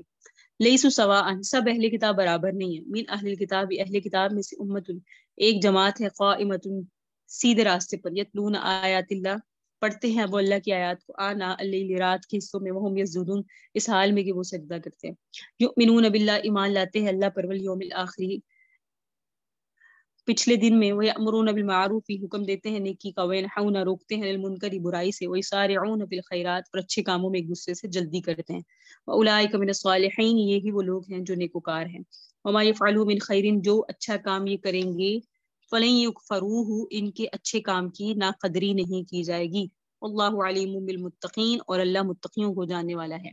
इन्नल लदीना कफरू, बेशक वो लोग जिन्होंने कुफर किया, लन तुगनिया, हरगिज काम नहीं आएंगे, अन्हुम उनको, अम्वालुहुम उनके माल, वला औलादुहुम, ना उनकी औलादें, मिनल्लाहि शैया, अल्लाह के सामने कुछ भी, व उलाइक अस्हाबुन नार, ये लोग जहन्नुम वाले हैं, हुम फीहा खालिदून, हमेशा जहन्नुम में रहेंगे। मसलु मा युनफिकून फी हाज़िहिल हयाति दुनिया, मिसाल उस चीज की जिसको खर्च करते हैं ये दुनियावी जिंदगी में, कमसली रीहिन, ऐसे है जैसे हवा हो, फीहा सिर्रुन, इसमें सख्त सर्दी हो, असाबत हर्सा कौमिन, पहुंच जाए वो हवा ऐसे लोगों की खेती को, ज़लमू अनफुसहुम, जिन्होंने जुल्म किया अपने नफ्सों पर, फहलकत हो, फिर वो हवा उस खेती को हलाक कर दे, वमा ज़लमहुमुल्लाह, अल्लाह ताला ने इन पर जुल्म नहीं किया, वलाकिन अनफुसहुम यज़लिमून, लेकिन ये लोग अपने नफ्सों पर खुद ही जुल्म करते हैं। या अय्युहल्लज़ीना आमनू, ए वो लोगों जो ईमान लाए, ला तत्तखिज़ु बितानतम मिन दूनिकुम, तुम किसी को मुखलिस दोस्त ना बनाओ अपनी जमात को छोड़कर, ला यअलूनकुम खबाला, ये कुताही नहीं करते तुम्हारी खराबी पहुंचाने में कुछ भी, वद्दू मा अनित्तुम, तुम चाहते हैं ये लोग तुम्हारा मुशक्कत में वाक़या होना, कद बदतिल बगदाउ, जाहिर हो गया इनका बुग़्ज़, फी अफ़वाहिहिम, इनके मुंह से, वमा तुख्फी सुदूरुहुम अकबर, ये तो मुंह से बुग़्ज़ आया है ना, लेकिन जो उन्होंने सीनों में रखा है अकबर, वो इससे भी बड़ा है। कद बय्यन्ना लकुमुल आयात, हमने तुम्हारे सामने आयात वाज़े कर दी, इन कुंतुम ताक़िलून, अगर तुम में अकल है। हाँ अंतुम उलाई तुहिब्बूनहुम, खबरदार तुम ही ये लोग हो कि तुम तो इनसे मोहब्बत रखते हो, वला युहिब्बूनकुम, वो तुमसे मोहब्बत नहीं रखते, वतुमिनून बिल किताबि कुल्लिही, तुम सारी किताब पर ईमान लाते हो, वइज़ा लक़ूकुम, जिस वक्त वो तुम्हें मिलते हैं, क़ालू आमन्ना, तो ये कह देते हैं हम भी मान ले आए, वइज़ा खल्लू, और जब खलवत में चले जाते हैं, अज़्ज़ू अलैकुमुल अनामिला, तो काटते हैं तुम पर उंगली, मिनल गैसी, गुस्से की वजह से, उंगलियां मुंह में डाल के गुस्सा आए ना, तो इसकी तशरीह मैं आपको वजाहत करती हूँ। बोला फरमा दीजिए मुंह तो बिगैदिकुम, तुम अपने गुस्से में मर जाओ, इन्नल्लाह अलीमुम बिज़ाति सुदूर, अल्लाह तो सीनों के भेदों को जानने वाला है। इन तमससकुम हसना, ऐ मुसलमानों, अगर तुम्हें कोई अच्छी हालत पहुंचती है तो इन काफिरों को, यहूद और नसारा को, तुसुहुम, तुम्हारा अच्छा हालत का पहुंचना, अच्छे हालात का आना गम में डालता है। वह इन तुसिबकुम सय्यअतुन, और अगर तुम्हें कोई बुरी हालत पहुंचती है, यफरहू बिहा, तो वे इस पर खुशियां मनाते हैं। वह इन तस्बिरू, और अगर तुम सब्र करो, व तत्तकू, तकवा इख्तियार करो, ला यज़ुरुकुम कैदुहुम शैया, तो इनकी तदबीरें, इनका मकर फ़रेब तुम्हारा कुछ भी नुकसान नहीं कर सकता। इन्नल्लाह बिमा यअमलून मुहीत, बेशक अल्लाह उनके अमलों का अहाता किए हुए है। पिछले रकू में ये लफ्ज आए थे कि तुम में ऐसी जमात जरूर मौजूद रहनी चाहिए जो दावत इल खैर का काम करे और अमर बिल मारूफ करे, नहीं अनिल मुनकर करे। इस रकू में पहली आयत इसी मजमून का ततिम्मा है कि अल्लाह ताला तुम्हें खैर उम्मत बनाया है, खैर उम्मत, और तुम्हारी खैरात इसी वजह से है कि तुम्हारे जिम्मे ये फर्ज लगाया गया कि तुम नेकी फैलाओ और बुराई को मिटाओ, अल्लाह पर कामिल दर्जे का ईमान रखो। पहली उम्मतें जो गुजरी हैं उनके मुकाबले में इस उम्मत को जो खैर उम्मत कहा गया, उनके खैरात की वजह ये बयान की गई कि लोगों का मफाद, लोगों की हिदायत, लोगों की इस्लाह तुम्हारे जिम्मे है। तुमने इस बात की निगहदश्त करनी है, इस फर्ज की अदायगी यानी लोगों की इस्लाह, लोगों की हिदायत का फर्ज तुम पे डाला गया। इसकी अदायगी सूरत में होगी कि अमर बिल मारूफ नहीं अनिल मुनकर को खास तौर पे अपनाओ, अल्लाह पर कामिल ईमान लाओ। बाकी उम्मतों के मुकाबले में ये चीज इम्तियाज इस वजह से रखती है कि सरवर कायनात से पहले अंबिया का सिलसिला जारी रहा। एक नबी दुनिया से ले जाते अल्लाह तो दूसरा नबी आ जाता, एक एक वक्त में कई के नबी आए। इस वक्त ज्यादातर तबलीग का फरीजा अंबिया पर था, वो ही वाज़ व नसीहत करते। लेकिन जब नबी आखिर ज़मान है तो आका के बाद अब क़यामत तक कोई नबी नहीं आएगा, और ये जिम्मेदारी डाल दी गई है उम्मत मुहम्मदिया पर। تو جب امت محمدیہ پر یہ ذمہ داری ڈال دی گئی اور اس کو وہ حسن انداز میں اس کے علماء اس کو پورا کرتے ہیں تو ان کے لیے فضیلت زیادہ ہے بنسبت دوسروں کے، اس لیے امت محمدیہ پر یہ فضیلت بیان کی گئی۔ تؤمنون باللہ کہ تم اللہ پر ایمان لاتے ہو، ظاہری طور پہ اگرچہ یہ صیغے بطور خبر کے ہیں کہ تم ایسے ہو تم ایسے ہو، اصل مقصد انشاء ہے کہ تم نے ایسا کرنا ہے، اپنے ایمان کو بھی کامل رکھنا ہے۔ اپنے ایمان کو کامل رکھنے کا مطلب کیا ہے کہ عقیدہ بھی صحیح ہو، ان عقائد کے مطابق عمل بھی ہو، تب جا کے کہا کہ ایمان کامل ہے۔ اگر عمل کے اندر نقص آ جائے تو عمل میں نقص آنے کی وجہ سے ایمان میں نقص آتا ہے اور ایمان ناقص ہوتا ہے۔ تمہارا ایمان سب سے پہلے بات ہے کامل ہونا چاہیے۔ وَلَوْ آمَنَ أَهْلُ الْكِتَابِ لَكَانَ خَيْرًا لَهُمْ، اس میں یہ بات کہی گئی کہ پہلے زمانے میں جو اہل کتاب کی جماعت تھی، اہل کتاب کہتے تھے کہ وہ ہم ہیں، اہل کتاب کہتے تھے وہ ہم ہیں، اور واقعہ یہ ہے کہ اللہ تبارک و تعالیٰ کی طرف سے علمی منصب انہی کے پاس ہی تھا، لیکن جب انہوں نے اس منصب کو اپنے کردار سے، اپنی مفاد پرستی سے، اپنی دنیا داری سے، مال و دولت کی محبت سے ضائع کر دی، انہیں لگتا تھا ہم خیر امت ہیں، لیکن انہوں نے اس منصب کو ضائع کر دیا اور مخلوق کے لیے مفید نہ رہے، حق ان کی وجہ سے محفوظ نہ رہا، تو اب اس جماعت کو اس منصب سے معزول کر دیا گیا، اب یہ منصب امت مسلمہ کو دے دیا گیا، کیونکہ اللہ تعالیٰ کی طرف سے جو خیر نصیب ہوتی ہے اس کا تعلق کسی نسل یا نسب کے ساتھ نہیں ہوتا بلکہ اعمال کے ساتھ ہوتا ہے۔ جب اعمال سنبھالے نہیں انہوں نے تو منصب منصوب معزول۔ امت محمدیہ بھی کو بھی یہ منصب تب تک ہی رہے گا ان کے پاس جب وہ ان اعمال کی حفاظت کرے گی جو اللہ نے کہا ہے۔ تو منہم المؤمنون واکثرهم الفاسقون، یہ کہہ دیا گیا کہ یہ قرآن کریم کا انصاف ہے، یاد رکھیے گا، یہ آپ کو بات پہلے بھی میں نے عرض کی تھی کہ جب مخالفین کا ذکر آیا نا تو یہ اکثر اللہ نے رگڑا نہیں لگایا کہ سب کو ہی کہہ دیا کہ سب ہی فاسق ہیں، نہیں، بلکہ اللہ تعالیٰ کا انداز ہے معتدل، اچھی قسم کے لوگوں کو ذکر کرنا، ان کو مذمت سے مستثنا کر دینا۔ جماعت میں سارے افراد خراب نہیں ہوتے، جماعتی سطح پر اگر کسی کے ساتھ اختلاف ہو تو ہو سکتا ہے اس میں ایسے افراد بھی ہوں جو کسی وجہ سے جماعت کی طرف منسوب ہے، لیکن ان کے خیالات، ان کے جذبات اچھے بھی ہوں، تو اللہ کا بھی انداز یہی ہے جہاں اچھے لوگ تھے ان کا بھی ذکر کیا کہ ان میں ہاں کچھ اچھے بھی ہیں، اور جہاں برے تھے اللہ رب العزت نے بروں کا بھی ذکر کر دیا، لیکن ایسا نہیں ہے بروں کے ساتھ سب کو ہی برا بنا دیا، جو اچھے ہیں اللہ نے ان اچھوں کا بھی ذکر کیا۔ اللہ نے فرمایا لن یضرکم الا اذی، اب چونکہ ان کو اس منصب سے معزول کر دیا گیا، کن کو؟ اہل کتاب سے کو، کس منصب سے؟ خیر امت ہونے سے، ٹھیک ہے، اور صراحتاً یہ منصب بنی اسماعیل یعنی سرور کائنات کی جماعت کو دے دیا گیا، تو اللہ تعالیٰ مطمئن کرتے ہیں کہ تم اب اطمینان کے ساتھ اپنے کام میں لگو، یہ یہودی نصرانی مشرک جو تمہارے مخالف ہیں، خصوصیت کے ساتھ یہاں جن اہل کتاب کا ذکر ہے آ رہا ہے، وہ فرمائے لن یضرکم، یہ تمہیں کچھ بھی نقصان نہیں پہنچا سکیں گے، الا اذن، سوائے تکلیف کے، تعان و تشنیع کے، بلا وجہ تم پر بہتان لگائیں گے، افترا کریں گے، فضول قسم کے اعتراض کریں گے، جن کو سن کے تمہارا دل دکھے گا، گالیاں دیں گے، برا بھلا کہیں گے، اس قسم کی تکلیفیں تمہیں پہنچیں گی، کوئی نقصان لیکن تمہیں نہیں پہنچا سکتے، تو تم نے اپنے کام پہ لگے رہنا ہے۔ آگے اللہ نے فرمایا ان پر ذلت ڈال دی گئی، مسکنت ڈال دی گئی، یہ آیت آپ کے سامنے سورہ بقرہ میں بھی گزری ہے، وہاں یہ نہیں تھا الا بحبل من اللہ وحبل من الناس، لیکن وہاں یہ تھا ضربت علیہم الذلہ، تو اسی آیت کا حوالہ دے کر مضمون کی وضاحت کر دی گئی تھی سورہ بقرہ میں کہ یہ لوگ ذلت اور مسکنت میں مبتلا کر دیے گئے۔ قرآن کریم میں کوئی آیت ایسی نہیں ہے جس کا معنی عبارت النص کے طور پر ہو کہ ان کی حکومت کبھی نہیں بنے گی، ایسا نہیں ہے کہ ان کی حکومت کبھی نہیں بنے گی۔ جب ان کے اوپر ذلت اور مسکنت لازم کر دی گئی تو اس کا مطلب یہ ہے کہ ان کو دنیا کے اندر جماعتی طور پہ عزت نہیں ملے گی، جس کی وجہ سے یہ بھی کہا جاتا ہے کہ ان کی کہیں حکومت نہیں بنے گی، بنے گی تو کچھ وقت کے لیے، جو اکثر ہے وہ ان پر ذلت ہوگی، مسکنت ہوگی، یہود و نصارہ پر عزت نہیں ملے گی، عزت مسلمان معاشرے میں مسلمانوں کو ہی ملے گی یا مسلمان حکومت کو بھی ملے گی۔ فرمایا گیا اس کی وجہ یہ ہے، کیا وجہ ہے؟ ذالک بانہم کانوا یکفرون بآیات اللہ ویقتلون الانبیاء بغیر حق، کہ اللہ کی آیات کا انکار کرتے ہیں، انبیاء کو ناحق قتل کرتے ہیں، یہ ان کی تاریخ کے بدترین قسم کے جرائم تھے، اس کو واضح کیا، ان کی تاریخ کے، یہود و نصارہ کی تاریخ کے بدترین قسم کے جو جرم تھے وہ یہ کہ اللہ کی آیات کا انکار، جو اللہ تعالیٰ کی آیات کی یاد دہانی کے لیے آتے تھے، انبیاء ان کو سیدھے راستے کی طرف بلانے کے لیے آتے تھے، ان کو بھی قتل کرتے تھے، آمرین بالقسط کو بھی قتل کرتے تھے، یعنی جو ان کو انصاف کا حکم کرنے والے تھے، اولیاء انبیاء کے دشمن بن گئے تھے یہ یہود و نصارہ، اللہ والوں کے انبیاء کے دشمن تھے، تو جو جماعت اللہ والوں کی اور انبیاء کے دشمن کی ہو جائے وہ اپنے لیے دنیا اور آخرت میں عزت کیسے پا سکتی ہے؟ ان کے پلے اگر عزت نہ پڑے تو اور کیا ہے؟ ناحق قتل کرنے والے ہیں، قتل بھی کسے کرتے ہیں؟ اللہ کے اولیاء کے ولیوں کو، نبیوں کو، اور آپ نے پڑھا کہ جو بھی اللہ کے ولی کا دشمن ہے اس کی اللہ کے ساتھ جنگ ہے، تو یہ اللہ سے جنگ کرنے والے ہیں تو پھر ان کے اوپر ذلت اور مسکنت اس وجہ سے بھی ڈالی گئی. آگے فرمایا لیسوا سواء من اہل الکتاب امۃ قائمۃ یتلون آیات اللہ.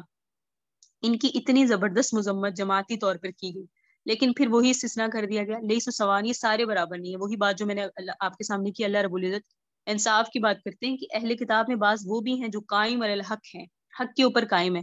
یہی لوگ جو ایمان لے آئے جس وقت ان کے سامنے حق کی آواز آئی تو فوراً انہوں نے اس کو قبول کیا. یتلون آیات اللہ، اللہ کی آیات کی تلاوت کرتے ہیں رات کے حصوں میں. رات کے حصوں کا خاص طور پر ذکر آیا کیونکہ رات کی عبادت تھی اصل میں بے ریا عبادت ہوتی ہے جس میں ریاکاری نہیں ہوتی. جس شخص کو اپنے انجام کا فکر ہوتا ہے وہ رات کو ہی اللہ کی باتیں یاد کر کے اللہ کے سامنے روتا ہے. دن میں لوگوں کے سامنے رونے کی شکل بنا لینا، آنسو بہا لینا یا لوگوں کو دکھانے کے لیے ریاکاری کی نمازیں پڑھ لینا، اس میں کچھ بھی ہو سکتا ہے. ظاہرداری کے طور پر ایسا وہ لوگ بھی کر سکتے ہیں جن کے سرے سے آخرت پر ایمان ہی نہیں ہے، لیکن اپنا مطلب اور اپنا مقصد حاصل کرنے کے لوگوں کے سامنے نیکی کو ظاہر کیا جاتا ہے. لیکن رات کی نماز خلوت میں اللہ کی آیات کی تلاوت، اللہ کے سامنے رونا سوائے اخلاص کے کبھی بھی نہیں ہوتا. اس لیے یہ لوگ آخرت کا فکر کرنے والے ہیں. اس آخرت کی فکر کی وجہ سے رات کو اللہ کی آیات کی تلاوت کرتے ہیں، رات کے مختلف حصوں میں اللہ کے سامنے سجدے کرتے ہیں. یہ ہے بے ریا کی نماز جو خلوص کی علامت ہے. تو یہ بھی اللہ تعالیٰ نے فرمایا اہل کتاب میں بعض ایسے بھی ہیں. لیکن بے شک وہ لوگ جنہوں نے کفر کیا، اگلی آیت ہے، بے شک وہ لوگ جنہوں نے کفر کیا ہرگز کام نہیں آئیں گے ان کے مال اور اولاد، ان کو ان کے مال اور ان کی اولاد کام نہیں آئے گی. نہ ان کے جتھے کام آئیں گے، نہ ان کے مال کام آئیں گے. جس مال کی محبت میں مبتلا ہو کر یہ ایمان سے دستبردار ہوئے اللہ کے مقابلے میں یہ کچھ بھی کام نہیں آئیں گے، اور یہ جہنم میں جانے والے ہیں، اس کے اندر ہمیشہ رہیں گے. ان الذین کفروا لن تغنی عنہم اموالہم ولا اولادہم من اللہ شیئا. پیچھے مومنوں کی جو صفات تھی نا وہ میں نے آپ کے سامنے ضمناً بیان کی. یؤمنون باللہ والیوم الآخر، یأمرون بالمعروف ینہون عن المنکر، نیکی کا حکم دینا، برائیوں سے روکنا، نیکی کے کاموں میں سبقت کر لینا. اولئک من الصالحین، نیک لوگوں کا کام ہے. اور تم جو بھی نیکی کرو گے اللہ اس کی ناقدری نہیں کرے گا. اللہ رب العزت قدر شناس ہیں. اللہ رب العزت تمہاری جو نیکی ہیں اس کی قدردانی فرمانے والے ہیں، اور اللہ متقیوں کو خوب جاننے والے ہیں. پھر فرمایا تمہارے مال اور تمہاری اولاد تمہیں ذرا بھی کام نہیں آئیں گی. اولئک اصحاب النار، جہنم والے ہمیشہ اس میں رہیں گے. کیونکہ انہوں نے جو دنیا میں مال خرچ کیا ہوگا وہ ان کا کوئی کام نہیں آئے گا. اگر کوئی کافر بھی دنیا میں مال خرچ کرے تو اس کا وہ جو دنیا میں خرچ کیا ہوا مال ہے اس کا بدلہ اسے دنیا میں مل جائے گا، آخرت میں کوئی نہیں ہے. پھر فرمایا مثل ما ينفقون في هذه الحیات الدنیا کمثل ریح، ایسے لوگوں کی کھیتی کو وہ ہوا پہنچ جائے جو اپنے نفسوں پر ظلم کرنے والے ہیں یا کافر. یہاں مثال دی گئی ہر قوم ظلموا انفسهم، جنہوں نے اپنی جانوں پر ظلم کیا. تو اگر جنہوں نے اپنی جانوں پر ظلم کیا ہے ان کی کھیتی کو جیسے ہوا پہنچ کر بالکل کباڑ کر دے، ہلاک کر دے، ضائع کر دے، ایسے ہی ان کے اعمال ہیں جنہیں وہ کر رہے ہیں دنیا میں اس نیت سے کہ ہمارے عمل پر ہمیں جزا ملے گی. لیکن یہ جو کفر ہے اس نے آ کر ان کے کیے ہوئے سارے عملوں کو ضائع کر دیا کیونکہ ان کے پاس ایمان نہیں ہے. وما ظلمهم الله ولكن كانوا انفسهم يظلمون، اللہ کسی پہ ظلم نہیں کرتا، یہ خود ہی اپنی جانوں پر ظلم کرتے ہیں. اور اگر یہ ایسا نقصان جیسا نقصان ان کے ساتھ ہوتا ہے، اگر ایسا نقصان مسلمانوں کے ساتھ ہو جائے دنیا کے اندر تو اس مصیبت پہ وہ آخرت میں ثواب ملے گا. پوری طور پر کامل مکمل تباہی اگر آتی ہے تو کافر کی کھیتی پر آتی ہے کہ اس کو دنیا میں بھی کوئی مفاد حاصل نہیں ہوا اور اس مصیبت کی وجہ سے آخرت میں بھی کوئی اجر نہیں ہوگا. اس لیے حج قوم ظلموا انفسهم کا بتایا کہ ان کے مکمل نقصان کو دکھایا کہ انہوں نے اللہ کے راستے میں جو مال خرچ کیا وہ دنیا میں بھی ان کے ہاتھ سے گیا، آخرت میں بھی ان پر کوئی ثمرہ مرتب نہیں ہوگا. تو یہ کامل مکمل مثال تب بنے گی جب کافر کی کھیتی برباد ہونے کا ذکر ہے. مومن کی کھیتی اگر برباد ہو جائے تو اللہ نے تو فرمایا سورہ بقرہ میں وَلَنَبْلُوَنَّكُمْ بِشَيْءٍ مِّنَ الْخَوْفِ وَالْجُوعِ وَنَقْصٍ مِّنَ الْأَمْوَالِ وَالْأَنفُسِ وَالثَّمَرَاتِ، کہ ہم تو آزمائیں گے مالوں کی کمی کی وجہ سے، بھوک کی وجہ سے، جانوں کو لے کر، ثمرات کی کمی کی وجہ سے. تو یہ آخرت میں بہرحال اجر پا لیں گے. لیکن افسوس ہے اس کافر کے لیے جس کی دنیا کا مال بھی گیا اور آخرت میں بھی اس کو اس پر کوئی اجر نہیں ہے. ہاں اگر اس طرح کا نقصان مسلمان کو ہو جائے تو اس کے لیے ایک فائدہ ہے، آخرت میں اجر ہے. سمجھ آتی ہے یہ بات، عقل میں آتی ہے. لیکن کافر کے لیے نہ دنیا میں فائدہ نہ آخرت میں فائدہ، کیونکہ سب سے بڑی جو ٹکٹ ہے فائدے کی وہ ہے ایمان، وہ ان کے پاس موجود ہی نہیں ہے. پھر فرمایا یا ایھا الذین آمنوا لا تتخذوا بطانۃ من دونکم. رکوع کا ترجمہ کرتے ہوئے لفظی تشریح پہلے آپ کے سامنے ہوگی کہ اے ایمان والو اپنی جماعت کے علاوہ کسی کو اپنا رازدار نہ بنایا کرو، کسی کو اپنا مشیر نہ بناؤ، اپنے معاملات میں کسی پر اعتماد نہ کرو. خاص طور پہ اس میں یہود کی طرف اشارہ ہے جو مدینہ منورہ میں آس پاس آباد تھے، جن کے ساتھ اوس اور خزرج کے آپس میں تعلقات تھے۔ عام طور پہ مومنین تو ویسے ہی کٹے ہوئے تھے، لیکن مومنین میں سے ایک گروہ جو اپنے آپ کو اہل ایمان میں شامل کرتا تھا اور ایمان کا اظہار کرتا تھا، جن کے دل میں نفاق تھا، ظاہری طور پہ چونکہ مومنین میں شامل تھا، ان کی دوستیاں ان کے ساتھ تھی۔ خصوصیت کے ساتھ یہاں ان کے تعلقات کو توڑنا مقصود ہے، منافقین کے، جنہوں نے کافرین سے تعلق رکھے ہوئے تھے۔ اور فرمایا اس کے بعد لازم کر دیا کہ جو بھی یہود کے ساتھ تعلق رکھے گا تو یہ علامت متعین ہو جائے گی کہ یہ شخص مسلمانوں کے حق میں مخلص نہیں ہے، جو اللہ تعالیٰ کی ہدایات کی مخالفت کرے گا۔ تو اصل کے اعتبار سے تو منافقوں کو سمجھایا جا رہا ہے، اور چونکہ وہ اپنے آپ کو کلمہ گو اور مومن کہتے تھے، اس لیے خطاب عام رکھا۔ اس میں جو لفظ کا استعمال کیا نا، یا الذین آمنوا لا تتخذوا، آمنوا کہا لیکن یہاں منافق خاص کر بیان کیا گیا، منافقین کو خاص کر حکم دیا گیا کہ یہ لوگ تمہارے اندر خرابی پیدا کرنے میں کوتاہی نہیں کرتے، جہاں بھی ان کو موقع ملے تمہیں نقصان پہنچاتے ہیں، تمہارے نقصان پہنچانے کی کوشش کرتے ہیں۔ ودوا ما عنتم، تمہارے مشقت میں پڑنا ان کو پسند ہے، یہ تمہارے خیر خواہ نہیں ہے، جتنی تمہیں تکلیف پہنچے اس پر یہ خوش ہوتے ہیں۔ قد بدت البغضاء من افواہہم، ان کی گفتگو پر نظر رکھا کرو، جب یہ گفتگو کرتے ہیں تو ان کی گفتگو میں بلا اختیار ایسے الفاظ ٹپک پڑتے ہیں جن سے تم استدلال کر سکتے ہو کہ ان کے دل میں تمہارے خلاف کتنا بغض ہے، اور جو کچھ زبان سے وہ ظاہر کرتے ہیں وہ تو بہت کم ہے، جو کچھ یہ سینوں میں چھپائے بیٹھے ہیں وہ بہت زیادہ ہے۔ اور یہ ہمیشہ قاعدہ ہوتا ہے، اگر کسی کے دل کے اندر کسی کے خلاف بغض ہو تو کتنا ہی احتیاط سے گفتگو کیوں نہ کرے، پھر بھی زبان سے ایسے الفاظ ٹپک پڑتے ہیں جس سے انسان سمجھ آتا ہے کہ اس کے دل میں کیا جذبات ہے۔ تو زبان سے اظہار تھوڑا ہوتا ہے، دل کے اندر چھپی باتیں زیادہ ہوتی ہیں۔ تو فرمایا کہ یہ جو منافقین کو اور مومنوں کو حکم دیا گیا کہ یہود و نصارہ بظاہر تمہیں تمہارے دوست لگ رہے ہیں، لیکن ان کے دل میں تمہارے لیے بغض بہت زیادہ ہے۔ آگے فرمایا ہاں انتم ہؤلاء تحبونہم ولا یحبونکم وتؤمنون بالکتاب کلہ، کہ تم یہ خیال کرو کہ تم تو ان کے ساتھ محبت کرتے ہو، محبت کا اظہار کرتے ہو، اور تم سے وہ محبت کرتے ہی نہیں۔ یہ کون سی تمہاری خودداری ہے کہ تم ان کے پیچھے پڑے ہوئے ہو، ان سے محبت کرتے ہو، وہ تم سے محبت نہیں کرتے، تو انہیں کے ساتھ محبت کرنی ہی نہیں چاہیے، تم ان سے بچ کے رہو، کیونکہ تم سب انبیاء پر ایمان لاتے ہو، جن میں ان کے انبیاء بھی ہیں۔ موسیٰ کا نام تم احترام سے لیتے ہو، حالانکہ موسیٰ علیہ السلام ان کے خاص پیغمبر ہیں، ہمارے بھی ہیں، ان کو اللہ کا پیغمبر مانتے ہو، حضرت موسیٰ کو ان پر ایمان لاتے ہو، تورات کو اللہ کی کتاب مانتے ہو، تو ان کا تو جتنا دین ہے تم نے تسلیم کر لیا، اور وہ نہ تمہاری کتاب کو مانے نہ تمہارے پیغمبر کو مانے، تو چاہیے تو یہ ہے کہ وہ تمہیں اچھا سمجھیں اور تمہارے ساتھ محبت کریں، چونکہ تم نے ان کے پیغمبر کو مانا، ان کی کتاب کو مانا، ان کے پیغمبر اور ان کی کتاب پر ایمان لاتے ہو، تمہیں ان سے نفرت نہیں ہونی، انہیں تم سے نفرت نہیں کرنی چاہیے، لیکن وہ تم سے نفرت کرتے ہیں۔ فرمایا ہاں انتم اولئک تحبونہم، خبردار تم ہی یہ لوگ ہو جو ان سے محبت کرتے ہو، وہ تم سے محبت نہیں کرتے، تو اول تو جو تم سے محبت نہیں کرتا تو تمہیں بھی چاہیے کہ اس سے محبت نہ کرو۔ پھر اسباب بھی اس کے برعکس ہیں کہ تم ایمان لاتے ہو ساری کتابوں پر اور ان کے نبیوں پر بھی، موسیٰ کو بھی مانتے ہو، اور وہ نہ تمہاری کتاب کو مانے نہ تمہارے پیغمبر کو مانے، لہٰذا تم ان سے بچ کے رہو۔ پھر فرمایا کبھی کبھی آ کر وہ اس قسم کی باتیں کرنے لگتے ہیں جیسے تم یہ سمجھتے ہو کہ تمہارے ساتھی ہیں، یہ ان کا نفاق ہے، یہ تمہیں مطمئن کرنے کے لیے ایک سیاسی چال ہے، جب تم سے ملتے تو کہتے ہیں ہم ایمان لائے، جب خلوت میں جاتے ہیں عزو علیکم الانامل، وَإِذَا لَقُوكُمْ قَالُوا آمَنَّا، تم سے ملتے تو ہم کہتے ہیں ہم ایمان لائے، جب تنہائی میں ہوتے ہیں تو غصے سے اپنی انگلیاں کاٹتے ہیں، ٹھیک ہے، جب خلوت میں ہوتے ہیں تو انگلیاں کاٹتے ہیں غصے کے اظہار میں، جب انسان اپنے غصے کے مطابق عمل نہ کر سکے تو ہاتھوں کو کاٹتا ہے نا، تو جیسے کہتے ہیں دانت پیسنا، تو یہ اتنے تم سے بغض رکھتے ہیں۔ فرمایا منہ تو بھی گئی دیکھو، تم اپنے غصے میں مر جاؤ، چاہے تمہاری جانیں نکل جائیں غصے کی وجہ سے، ہمارا کوئی نقصان نہیں ہو سکتا، مر جاؤ اپنے غصے میں، ہم تمہارے غصے کی کوئی پرواہ نہیں کرتے۔ ان اللہ علیم بذات الصدور، اللہ دلوں کی باتوں کو جاننے والا ہے۔ پھر فرمایا اور دشمنی کی ایک علامت یہ ہے کہ دنیا میں ہمیشہ یہ قاعدہ، دوست وہ ہوا کرتا ہے جو دوست کی اچھی حالت پر خوش ہو اور تکلیف پر رنجیدہ ہو، لیکن ان کا معاملہ برعکس ہے، اگر تمہیں اچھی حالت پہنچتی ہے تو یہ غمزدہ ہو جاتے ہیں، اور اگر تمہیں کوئی بری حالت پہنچتی ہے تو خوش ہوتے ہیں۔ یہ بھی ان کی دشمنی کی علامت ہے، یہی کافرانہ ذہنیت ہے کہ تمہاری اچھی حالت پر یا کسی صورت میں یہ خوش نہیں ہوتے، جب اچھی حالت تمہیں پہنچتی ہے تو غمزدہ ہو جاتے ہیں، اور اگر تمہیں بری حالت پہنچتی ہے تو کہیں سے تکلیف آتی، شکست ہوتی ہے، تو یہ مجلس میں بیٹھ کے ہنستے ہیں، تو یہ بھی اس بات کی دلیل ہے کہ وہ تم سے بغض رکھتے ہیں، تمہارے دشمن ہیں۔ اگر تم صبر کرو، تقوی اختیار کرو، ان کی خفیہ تدبیریں اور مکر و فریب تمہیں نقصان نہیں پہنچا سکتا۔ تقوی کا حاصل یہ ہے کہ اللہ کے احکام پر عمل کرو، صبر و استقلال کو اپناؤ، ان کی مکر و فریب تمہیں ہرگز نقصان نہیں پہنچا سکتا۔ ان اللہ بما یعملون محیط، بے شک اللہ ان کے عملوں کا احاطہ کرے ہوئے ہے اور ان کو اپنی حکمت اور مشیت کے مطابق اللہ سزا دے گا۔ اللہ اکبر۔ وَإِذَا غَدَوْتَ مِنْ أَهْلِكَ تُبَوِّئُ الْمُؤْمِنِينَ مَقَاعِدَ لِلْقِتَالِ، قابل ذکر ہے وہ وقت جب آپ صبح کو چلے اپنے گھروں سے، آپ ٹھہراتے تھے مومنوں کو لڑائی کی مورچوں پر۔ اس کا ترجمہ سنیں گی تو مسئلہ اچھے سے سمجھ آئے گا۔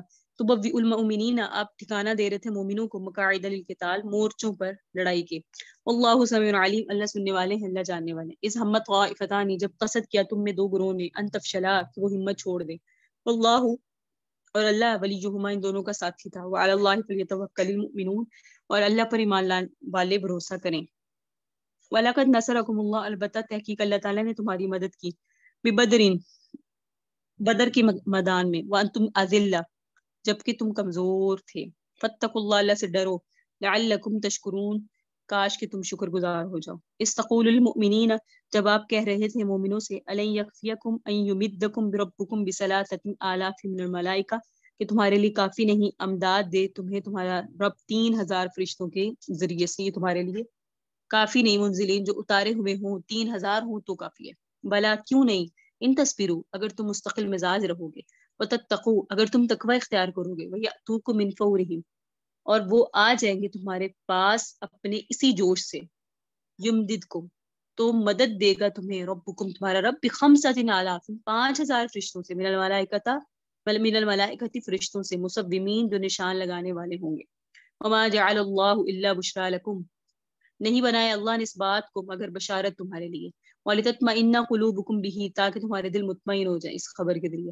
وَمَا النَّصْرُ إِلَّا مِنْ عِنْدِ اللَّهِ، اور نہیں ہے مدد مگر اللہ کی طرف سے، العزیز، حکیم، جو زبردست حکمت والا ہے۔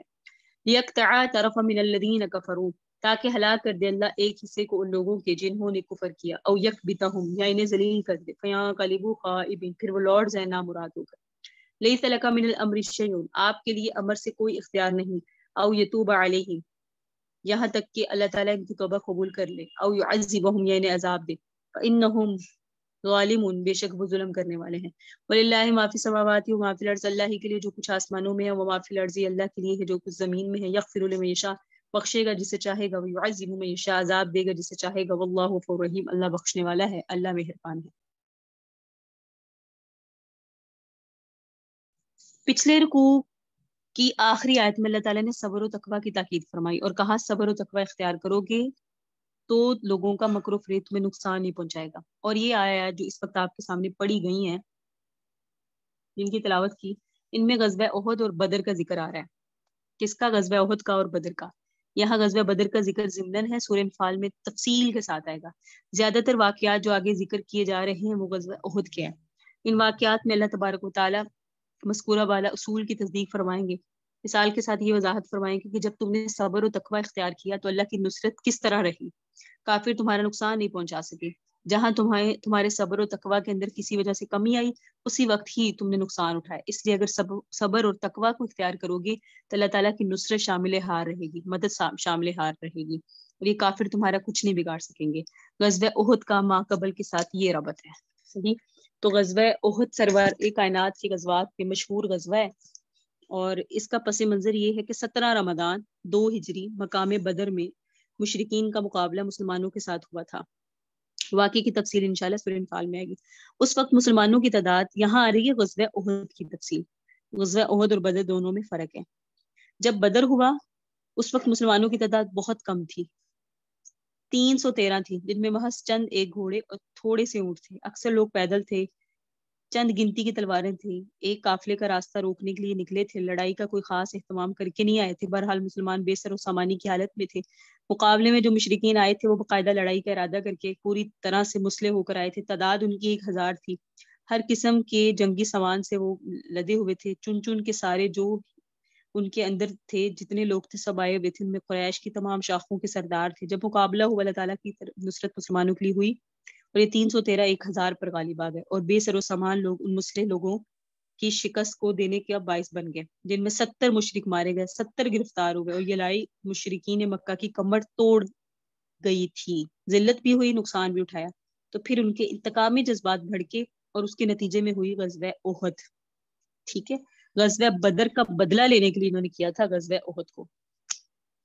سرور کائنات کو پتہ چلا کہ مکہ کے مشرک اتنا بڑا لشکر لے کر احد کے قریب آ رہے ہیں. پہاڑ کا نام تھا. نبی علیہ السلام نے اپنے اصحاب سے مشورہ کیا کہ اب ہمیں کیا کرنا چاہیے. آپ کی رائے بھی کچھ ادھر تھی کہ مدینہ منورہ میں رہ کر ہم ان کا مقابلہ کریں, صرف دفاعی لڑائی لڑیں, کہ وہ مدینہ منورہ پہ حملہ آور ہو اور ہم اپنے مورچہ بندی شہر کے اندر کر لیں, مقابلہ یہی شہر میں ہو. آپ کا رجحان اس طرف تھا. اور اس لڑائی سے پہلے بدر کے بعد عبداللہ بن ابی سلیل خزرجی نے بھی ظاہری طور پہ اسلام قبول کر لیا تھا. تو یہ معاملات آقا علیہ السلام کا خیال تھا کہ ہمیں اندر ہی رہنا چاہیے. سرور کائنات نے مشورہ لیا. سب کی رائے تھی کہ مدینہ منورہ کے اندر رہ کے لڑائی لڑی جائے, باہر نہ جائے. لیکن نوجوان مسلمان جن کی اکثریت تھی وہ بدر کی لڑائی کا نقشہ دیکھ کر, اہل بدر کے فضائل سن کر بڑے خوش تھے, اور انہوں نے جوش و خروش میں کہا کہ یہ لڑائی پیش آ رہی ہے, ہم اس میں اللہ تعالیٰ کے فضائل حاصل کرنا چاہتے ہیں, اس لیے اہل بدر نے جو فضائل حاصل کیے ہم بھی کرنا چاہتے ہیں. اس لیے ہماری خیال ہے کہ گھروں سے نکلنا چاہیے, میدان میں جانا چاہیے. سرور کائنات نے ان کی رائے قبول کر لی. گھر تشریف لے گئے, مسلح ہو کر باہر آئے. بعض بروج صاحبہ کا یہ خیال تھا کہ ہم نے آقا کو آپ کی منشا کے خلاف جنگ پر آمادہ کیا ہے, آپ تو شہر میں رہنا چاہتے, اس لیے آگے بڑھ کے انہوں نے عرض کیا یا رسول اللہ وہ تو ہماری رائے تھی, اگر آپ گھر میں رہ کر شہر میں رہ کے لڑنا چاہتے تو کوئی حرج نہیں. آپ نے فرمایا اب نہیں, ایک نبی کے لیے سزاوار نہیں کہ وہ اسلحہ پہن کر گھر سے نکلے پھر بغیر لڑائی لڑے ہی واپس چلا جائے, تو اب ہمیں باہر ہی نکلنا ہے. تو 1000 کا لشکر تیار ہوا. 1000 کا لشکر. آقا کے ساتھ غزوہ احد میں کتنا لشکر ہے؟ 1000. عبداللہ بن ابئی جو تھا نا وہ منافق تھا. عبداللہ بن ابئی منافقین رئیس المنافق ایسے کہا جاتا ہے. اسے مسلمانوں سے کوئی ہمدردی نہیں تھی. بہرحال اس کی کوئی بات ایسی ہوئی تو یہ مدینہ منورہ سے جب باہر نکلے مسلمان, تو باہر جا کر اس نے اپنے ساتھیوں کو بہکایا اور 300 افراد سمیت یہ شخص راستے سے واپس آ گیا. اب 700 رہ گئے, باقی 300 واپس آ گئے. 2 قبیلے بنو سلمہ اور بنو حارثہ, یہ 2 بطن ہیں. ان میں بنو حارثہ اوس میں سے اور بنو سلمہ خزرج میں سے ہیں. ان دونوں کے دل میں بھی کچھ ڈھیل آئی. جب اتنے لوگ واپس چلے گئے تو ہمیں بھی واپس ہونا چاہیے, لیکن یہ بات ان کے دل میں وسوسے کے درجے تک رہی, اس پر انہوں نے عمل نہیں کیا, جس کا ذکر آگے آ رہا ہے کہ تم میں سے 2 طائفے جو ڈھیلے ہونے لگے, کمزور ہونے لگے, لیکن اللہ نے انہیں سنبھال لیا. میں نے بھی آپ کے سامنے پڑھا نا, دیکھیں وَإِذْ هَمَّتْ طَائِفَتَانِ مِنْكُمْ أَنْ تَفْشَلَا وَاللَّهُ وَلِيُّهُمَا. یہاں کس کا ذکر ہے؟ بنو سلمہ اور بنو حارثہ کا. بہرحال آقا علیہ السلام اپنے ان 700 ساتھیوں کو لے کر احد کے دامن میں جا کر ٹھکانہ لگایا. احد پہاڑ کو اپنی پشت کی جانب کیا. مختلف موقع پر صحابہ کرام کی ڈیوٹیاں لگائی. احد کے پاس ہی ایک پہاڑ تھا جس کو آج کل کہتے ہیں جبل رمات, تیر اندازوں کا پہاڑ, یعنی تیر اندازوں کا پہاڑ. جبل رمات کا مطلب ہے تیر اندازوں کا پہاڑ. اسے کیوں کہا جاتا ہے جبل رمات؟ اس پہاڑی اور مدینہ منورہ کی جانب بہت گہری وادی ہے. اس وقت تک وہ بہت گہری ہے, یعنی وہ ایسی وادی ہے جہاں آقا علیہ السلام نے اپنے لشکر کو ٹھہرایا. اگر اس میدان میں لڑائی ہوتی تو اس وادی میں کوئی لشکر اس پہاڑ کے اوپر سے آ کر حملہ کرے تو اس میدان میں لڑنے والوں کو وہ آنے والے نظر نہیں آتے, کیونکہ وادی اس میدان کے مقابلے میں اتنی گہری ہے کہ اگر ادھر سے کوئی کچھ مشرک اس وادی کے اندر سے آتے تو مسلمان بالکل محاصرے میں آ جاتے, آگے سے بھی مشرک پیچھے سے بھی مشرک, یوں وہ گھیرا جو ہے نا وہ ڈال لیتے. اس وادی میں آتے ہوئے میدان احد میں کھڑے ہونے والے لوگوں کو نظر بھی نہ آتے. اس لیے نبی علیہ السلام نے اس وادی کے کنارے پر ایک پہاڑی ہے, اس پر 50 آدمی متعین کیے. صحیح, اس وادی میں آقا نے پہاڑی کے پر کتنے؟ 50 آدمی. فرمایا تم اس کی نگرانی کرو, اگر کوئی ادھر سے حملہ کرے تو بتا دینا, اور کچھ بھی ہو جائے تم نے اس کو نہیں چھوڑنا, اس پہاڑی پر ہی کھڑے رہنا ہے. اور ان پر آفیسر بنایا, امیر بنایا حضرت عبداللہ بن جبیر کو. مختلف جگہوں پر متعین کرنے کے بعد لڑائی کی ابتدا ہوئی. سب کی ڈیوٹیاں لگا دی. جب لڑائی کی ابتدا ہوئی تو پہلے حملے میں ہی مسلمانوں نے مشرکوں کو آگے لگا لیا. مشرکوں کے قدم اکھڑ گئے, ان میں بہت سارے لوگ قتل بھی ہوئے.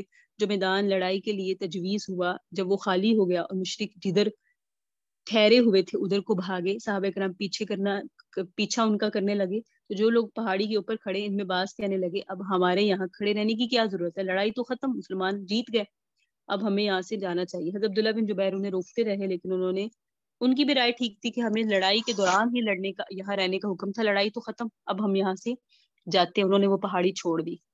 48 لوگ وہاں سے اتر آئے, صرف 12 حضرت عبداللہ بن جبیر اور ان کے کچھ ساتھی, تقریباً 12 آدمی وہاں پہاڑی پر کھڑے رہے. اتفاق سے کسی نے آواز دی ان محمد قد قتل, نعوذ باللہ, محمد صلی اللہ علیہ وسلم شہید کر دیے گئے. چونکہ ایک پتھر آپ کے منہ پہ لگا، چہرہ انور پر لگا، جس سے آپ کے دانت مبارک زخمی ہو گئے، اور یہ دو سامنے والے دانت اوپر والے اور دو نیچے والے جن کو ثنایا کہتے ہیں، ان کے پہلو کے جو دانت ہے رباعی اور نیچے والے، تو یہ دائیں طرف والا جو دانت تھا یہ پتھر لگنے سے شہید ہو گیا، چہرہ مبارک بھی زخمی ہوا اور خود بھی ٹوٹ کر وہ دانت گر گیا، دانت بھی ٹوٹے، شہید ہوئے، ٹوٹے نہیں بولیں گے، دانتوں سے خون نکلا اور آقا علیہ السلام زخمی ہوئے، چہرہ انور بھی آقا علیہ السلام کا زخمی ہوا، خون ہی خون تھا، آپ علیہ السلام چکر کھا کر نیچے گر گئے، جس کی وجہ سے یہ آواز لوگوں میں بلند ہوئی کہ ان محمدن قد قتل، محمد شہید کر دی گئے۔ پھر جو آپ کے ساتھ کچھ تھوڑے سے افراد رہ گئے تھے، انہوں نے آپ کو سنبھالا، وہاں سے اٹھا کر لے گئے، پہاڑ کے اندر ایک غار ہے، اس غار پہ لے جا کے بٹھا دیا جس میں پردہ تھا، حضرت ابو طلحہ وہاں آپ کی حفاظت کے لیے کھڑے ہو گئے۔ اس طرح مسلمانوں نے نقصان اٹھایا اور اکثر لوگ بھاگ گئے، جس کی وجہ سے مشرکین کو خیال آیا کہ ہم نے اب میدان فتح کر لیا۔ وہ جو پہاڑی سے لوگ ہلے تھے نا، ادھر سے اس پہاڑی سے حضرت خالد بن ولید نے پیچھے سے حملہ کر دیا تھا۔ جیتی ہوئی جنگ ایک طرح سے مسلمان ہارتے ہوئے نظر آ رہے تھے، کیونکہ وہ آقا کے حکم کو چھوڑ دیا۔ ابو سفیان اس جگہ کھڑے ہو کے نعرہ لگا رہا تھا، اعلو حبل، حبل بلند ہوا آج، جس کا مسلمانوں نے جواب دیا اللہ اعلی و اجل، اللہ بلند ہوا۔ نبی علیہ السلام نے پوچھا، اس نعرے سے پہلے اس نے آواز دی، یہ ابو سفیان نے، محمد، پوچھا کہ محمد ہے، ابو بکر ہے، عمر ہے؟ جب کسی نے کوئی جواب نہ دیا تو کہنے لگے یہ سب قتل ہو گئے، اس میں کوئی باقی نہیں ہے۔ تب حضرت عمر نے سے نہ رہا گیا، انہوں نے آواز بلند سے کر کے کہا سب زندہ ہے، تجھے ذلیل کرنے کے لیے ابھی یہ باحیات ہیں۔ تو اس قسم کی آوازیں بھی ایک دوسرے پر کسی گئیں۔ حضرت ابو سفیان آپ کو پتہ ہے اس وقت مسلمان نہیں ہوئے تھے، لیکن یہ اللہ تبارک و تعالیٰ کی طرف سے ہی ایک نصرت ہے جس پر اہل تاریخ حیران ہے، اور واقع حیرانی والی بات ہے کہ مسلمانوں میں افراتفری ہو گئی، آقا علیہ السلام زخمی ہو گئے، میدان چھوٹ گیا، لیکن اس کے باوجود مشرکین خود بخود پسپا ہو گئے، میدان انہوں نے چھوڑ دیا، چل دیے، جس کو فیصلہ کن شکست کہتے ہیں، وہ مسلمانوں کو نہ دے سکے، ورنہ وہ موقع ایسا تھا کہ اگر وہ چاہتے تو مدینہ کی بستی کو جاڑ سکتے تھے، اگر وہ چاہتے تو بھاگے ہوئوں کے مقابلے میں آ کر ان کی پکڑ دھکڑ کر سکتے تھے۔ یہ 7-8 افراد جو آقا علیہ السلام کے ارد گرد تھے، ان کو بھی وہ نقصان پہنچا سکتے تھے، لیکن اللہ تعالیٰ کی طرف سے ان کے قلوب پھیر دیے گئے، یہ چیزیں ان کے ذہن میں نہیں آئی، محض قدرت خداوندی کے ساتھ ہی جنگ کا رخ بدلا کہ وہ اس میدان کو چھوڑ کر واپس آ گئے۔ جب وہ مکہ معظمہ کی طرف آتے ہوئے کئی میل باہر نکل گئے تو پھر ان کو خیال آیا کہ ہم نے یہ کیا کیا، اب تو موقع ایسا ملا تھا کہ ہمیں پوری طرح سے صفائی کر دینی چاہیے تھی، واپس چلتے ہیں، لیکن پھر مرعوب ہو گئے، جس کا ذکر غزوہ حمراء الاسد کے عنوان کے ساتھ آگے آئے گا، تو وہ دوبارہ ان کو ادھر آنے کی کبھی جرت نہ ہوئی۔ زخمی صحابہ کرام زخمی صحابہ کرام نبی علیہ السلام کے ارد گرد اکٹھے ہوئے اور شہداء کو اکٹھا کیا گیا، 70 یا 75 کے قریب افراد شہید ہوئے۔ حضرت حمزہ بھی شہید ہوئے اسی میدان میں، اور پھر اسی شہداء کو دفن کیا گیا اسی میدان میں، قبریں کھودی گئی، ایک ایک قبر کے اندر 2-2 3-3 صحابہ کرام کو لٹایا گیا، اور زخموں کی وجہ سے اکثر صحابہ کرام تھکے ہوئے تھے، اتنی ہمت نہیں تھی ہر ایک کے لیے علیحدہ علیحدہ قبریں کھودی جائیں، خاص طور پر اس پہاڑی علاقے میں، اس لیے ایک ایک قبر میں کئی کئی کو لٹایا گیا، اس طرح ان شہداء کو وہاں دفن کر دیا گیا۔ یہ جو لڑائی پیش آئی ہے، اس میں جہاں مسلمانوں کو نقصان ہوا، اس کے ساتھ ہی منافقوں کو، کافروں کو اور یہودیوں کے کچھ حوصلے بھی بلند ہو گئے۔ جس طرح بدر کی لڑائی میں ان کے حوصلے پست ہوئے تھے، وہ سمجھتے تھے کہ مسلمان کسی کے بس میں نہیں ہے، یہی وجہ ہے کہ منافقانہ طور پہ بہت لوگوں نے اسلام بھی قبول کیا تھا، اور یہودی دب گئے، ان کی شرارتیں بھی کم ہوئی، سب پر روب طاری ہوا، لیکن غزوہ احد کے بعد ان کے حوصلے پھر بلند ہو گئے۔ بدر پہلے ہوا نا، لیکن جب احد ہوا تو ان کی کچھ حوصلے بلند ہو گئے، وہ سمجھنے لگے کہ کوئی ایسی قوت نہیں ہے جس کو شکست نہیں دی جا سکتی، ان کو شکست دی جا سکتی ہے، اور دشمنوں کے حوصلے بلند ہونے کے بعد پھر کچھ چھیڑ چھاڑ کا دور زیادہ شروع ہو گیا۔ اس لیے اللہ تبارک و تعالیٰ نے اس غزوے کی مختلف حالات پر یہاں مفصل تبصرہ کیا کہ جو کچھ مسلمانوں کے ساتھ ہوا ان کو سامنے رکھ کر مسلمانوں کو کچھ نصیحتیں کی گئی، وہ ہے صبر کی اور تقویٰ کی۔ یہ لغزش ہوئی، کمی ہوئی، یہ صبر و تقویٰ کو اس طرح نہ سنبھال سکے جس طرح سنبھالنا چاہیے تھا، اس پر تنبیہ کی گئی، اور کافروں و مشرکوں کے ساتھ مسلمانوں کی اس تکلیف کی حکمتیں واضح کی گئی۔ اس لیے واقعہ قرآن کریم کے اندر کچھ زیادہ تفصیل کے ساتھ ہے، اس کے مختلف پہلو ہیں۔ کون سا واقعہ؟ غزوہ احد کا۔ تو اب دیکھیے آیات، یہ ابتدائی آیات ہے جو آپ کے سامنے پڑھی کہ یاد کیجئے جس وقت آپ چلے صبح کے وقت اپنے گھروں سے، ٹھکانہ دیتے تھے آپ ایمان والوں کو، ٹھہراتے تھے آپ ایمان والوں کو لڑائی کے ٹھکانوں پر، لڑائی کے مورچوں پر یا لڑنے کے لیے آپ مختلف ٹھکانوں پر ٹھہراتے تھے۔ یہ وہ ابتدائی حصہ ہے کہ جب حضور یہاں مدینہ سے چل کر احد میں پہنچے ہیں۔ اللہ سننے والا ہے، جاننے والا ہے، موافق مخالف سب کی باتیں آپ کو معلوم ہیں، حالات معلوم ہیں۔ یاد کیجیے جس وقت تم میں سے دو گروہ بزدل ہونے لگے، میں نے وہ آپ کو بتایا تھا کہ کون سے دو گروہ تھے، بزدل ہونے لگے تو انہوں نے ہمت چھوڑ دی، اللہ تعالیٰ نے انہیں ہمت چھوڑنے نہیں دی۔ اللہ ولیہما، اللہ ان کا ولی تھا، ان کو سنبھال لیا۔ یہی لفظ ہے جس کو وہ دونوں بنو سلمہ اور بنو حارثہ اپنے لیے بشارت سمجھتے تھے۔ جب یہ قرآن میں پڑھتے تھے نا تو بنو سلمہ اور بنو حارثہ، واللہ ولیہما، اللہ ان کا ولی ہے، وہ اپنے لیے سعادت سمجھتے کہ اللہ نے ہمارے لیے یہ لفظ استعمال کیے ہیں۔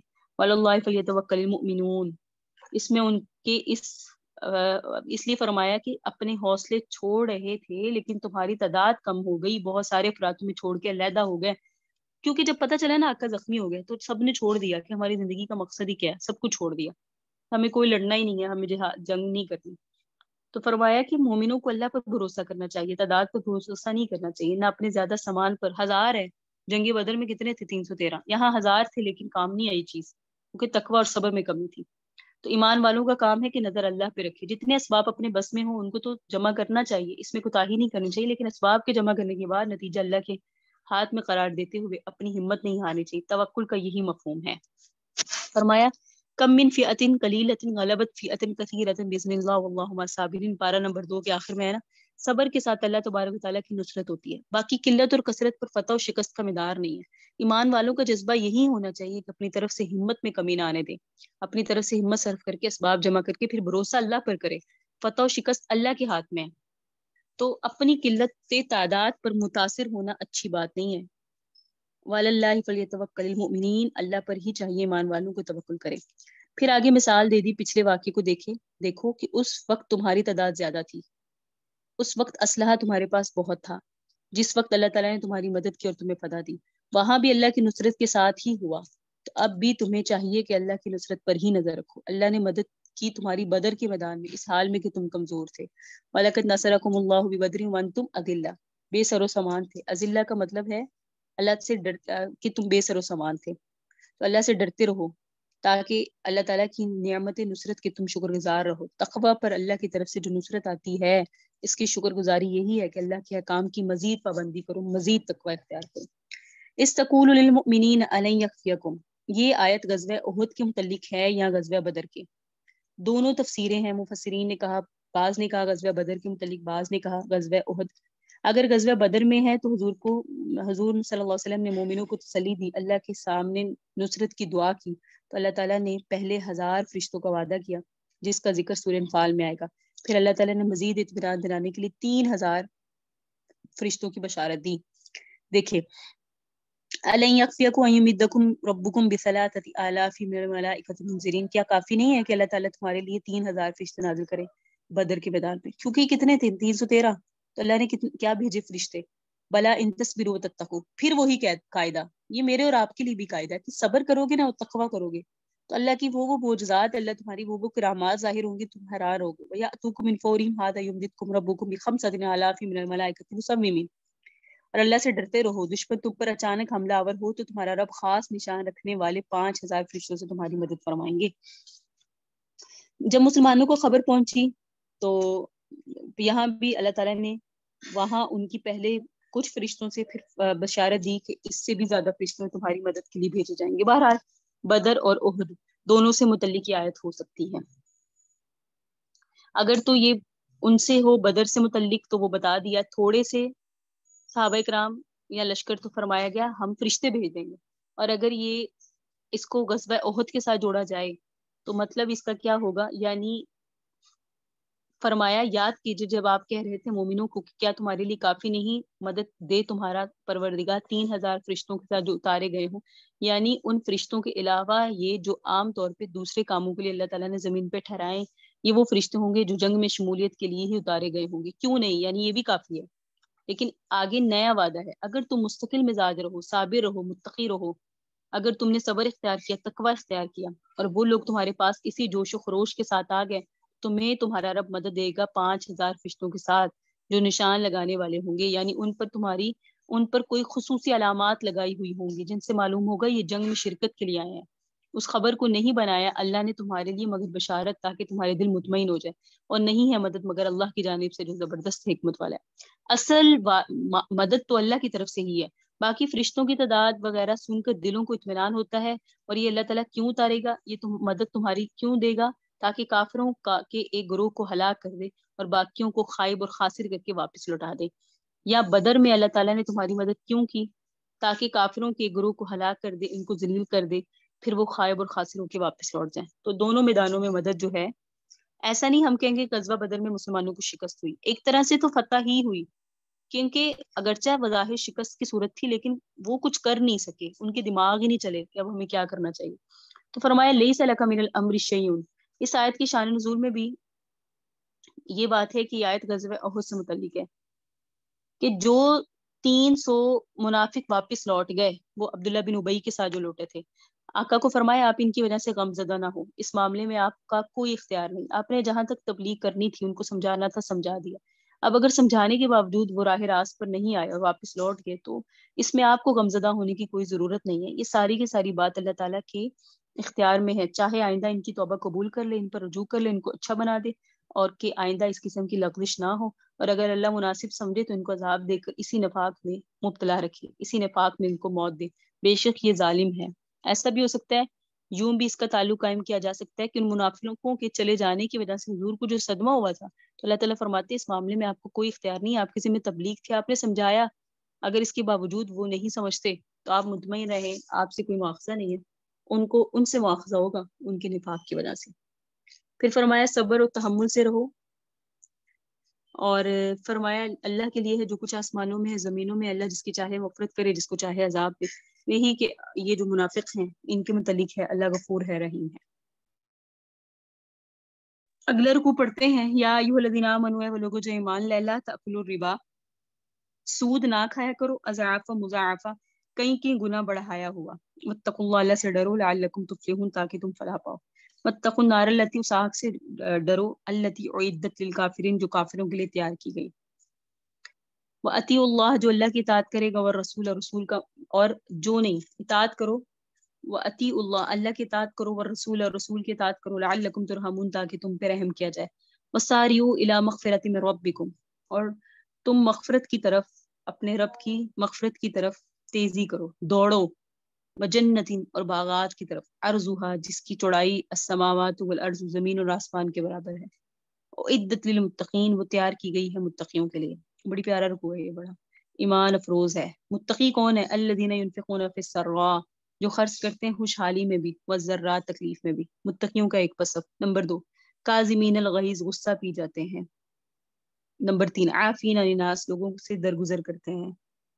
واللہ یحب المحسنین، اللہ بھی احسان کرنے والوں سے محبت رکھتا ہے۔ اچھا جی، 1 2 3، چوتھا، والذین اذا فعلوا فاحشۃ، اور وہ لوگ جس وقت کوئی بے حیائی کا کام کرتے ہیں، متقی، او ظلموا انفسهم، یا اپنے نفسوں پر ظلم کرتے ہیں، ذکروا اللہ، تو اللہ کو یاد کرتے ہیں، فاستغفروا لذنوبہم، اور اللہ سے اپنے گناہوں کی توبہ طلب کرتے ہیں، ومن یغفر الذنوب الا اللہ، اور کون گناہوں کو بخشتا ہے سوائے اللہ کے، ولم یصروا، اور وہ اصرار نہیں کرتے، علی ما فعلوا، جو انہوں نے کام کیے ہوتے ہیں گناہ، یعنی اگر کوئی گناہ ہو جائے تو اس پہ ثابت قدم نہیں رہتے، توبہ کر لیتے ہیں، وہم یعلمون، حالانکہ وہ جانتے ہیں، اولئک جزاؤہم مغفرۃ من ربہم، یہی وہ لوگ ہیں ان کا بدلہ مغفرت ہے ان کے رب کی طرف سے، وجنات، باغات ہیں، تجری من تحتها الانہار، ایسے باغات جس کے نیچے نہریں بہتی ہیں، خالدین فیہا، وہ ان باغات میں ہمیشہ رہیں گے، ونعم اجر العاملین، عمل کرنے والوں کا اجر بہت اچھا ہے، قد خلت من قبلکم سنن، تحقیق گزر گئے تم سے پہلے بھی واقعات، سیروا فی الارض، زمین میں سیاحت کرو، فانظروا، دیکھو، کیف کان عاقبۃ المکذبین، جھٹلانے والوں کا انجام کیا ہوا، ھذا بیان للناس، یہ لوگوں کے لیے وضاحت ہے، قرآن، وہدن، ہدایت ہے، وموعظۃ، نصیحت ہے، للمتقین، ان لوگوں کے لیے جو ڈرتے ہیں۔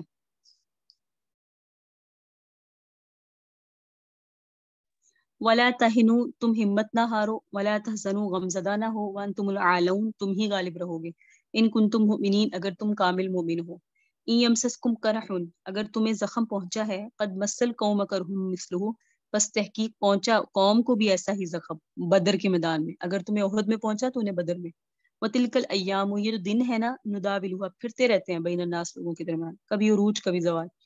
वलियअलम अल्लाहु अल्लज़ीना आमनू, ताकि अल्लाह जान ले उन लोगों को जो ईमान वाले हैं। वयत्तखिज़ मिनकुम शुहदा, और ताकि इख्तियार कर ले तुम में से शुहदा को। अल्लाह, कैसी प्यारी बात है कि अगर ओहद के मैदान में तुम्हें एक तरह से बज़ाहिर शिकस्त लग भी रही है तो क्या हुआ, इसका मकसद ये है कि अल्लाह तुम्हें शहादत दे। अल्लाहु ला युहिब्बुज़ ज़ालिमीन, अल्लाह जालिमों के साथ मोहब्बत नहीं रखता। वलियुमहिस्सल्लाहु अल्लज़ीना आमनू, ताकि अल्लाह साफ सुथरा करे उन लोगों को जो ईमान लाए हैं। वयमहक़ल काफिरीन, ताकि काफिरों को मिटा दे। अब हसिबतुम अन तदखुलुल जन्नह, क्या तुम ये गमान करते हो कि तुम जन्नत में दाखिल हो जाओ? ऐसे ही वलम्मा यअलमिल्लज़ीना जाहदू, और अभी तक नहीं जाना अल्लाह ने उन लोगों को जिन्होंने तुम में से जिहाद किया। वयअलमस साबिरीन, और नहीं मालूम किया साबिरीन को। वलक़द कुंतुम तमन्नौना, अलबत्ता तहकीक तुम मौत की तमन्ना किया करते थे। मिन क़ब्ल, इससे पहले, अन तलक़ौहु, इससे पहले कि तुम इस मौत को मिलते। फ़क़द रअयतुमूहु व अंतुम तंज़ुरून, बस तुमने उसको देख लिया इस हाल में कि तुम झांक रहे थे।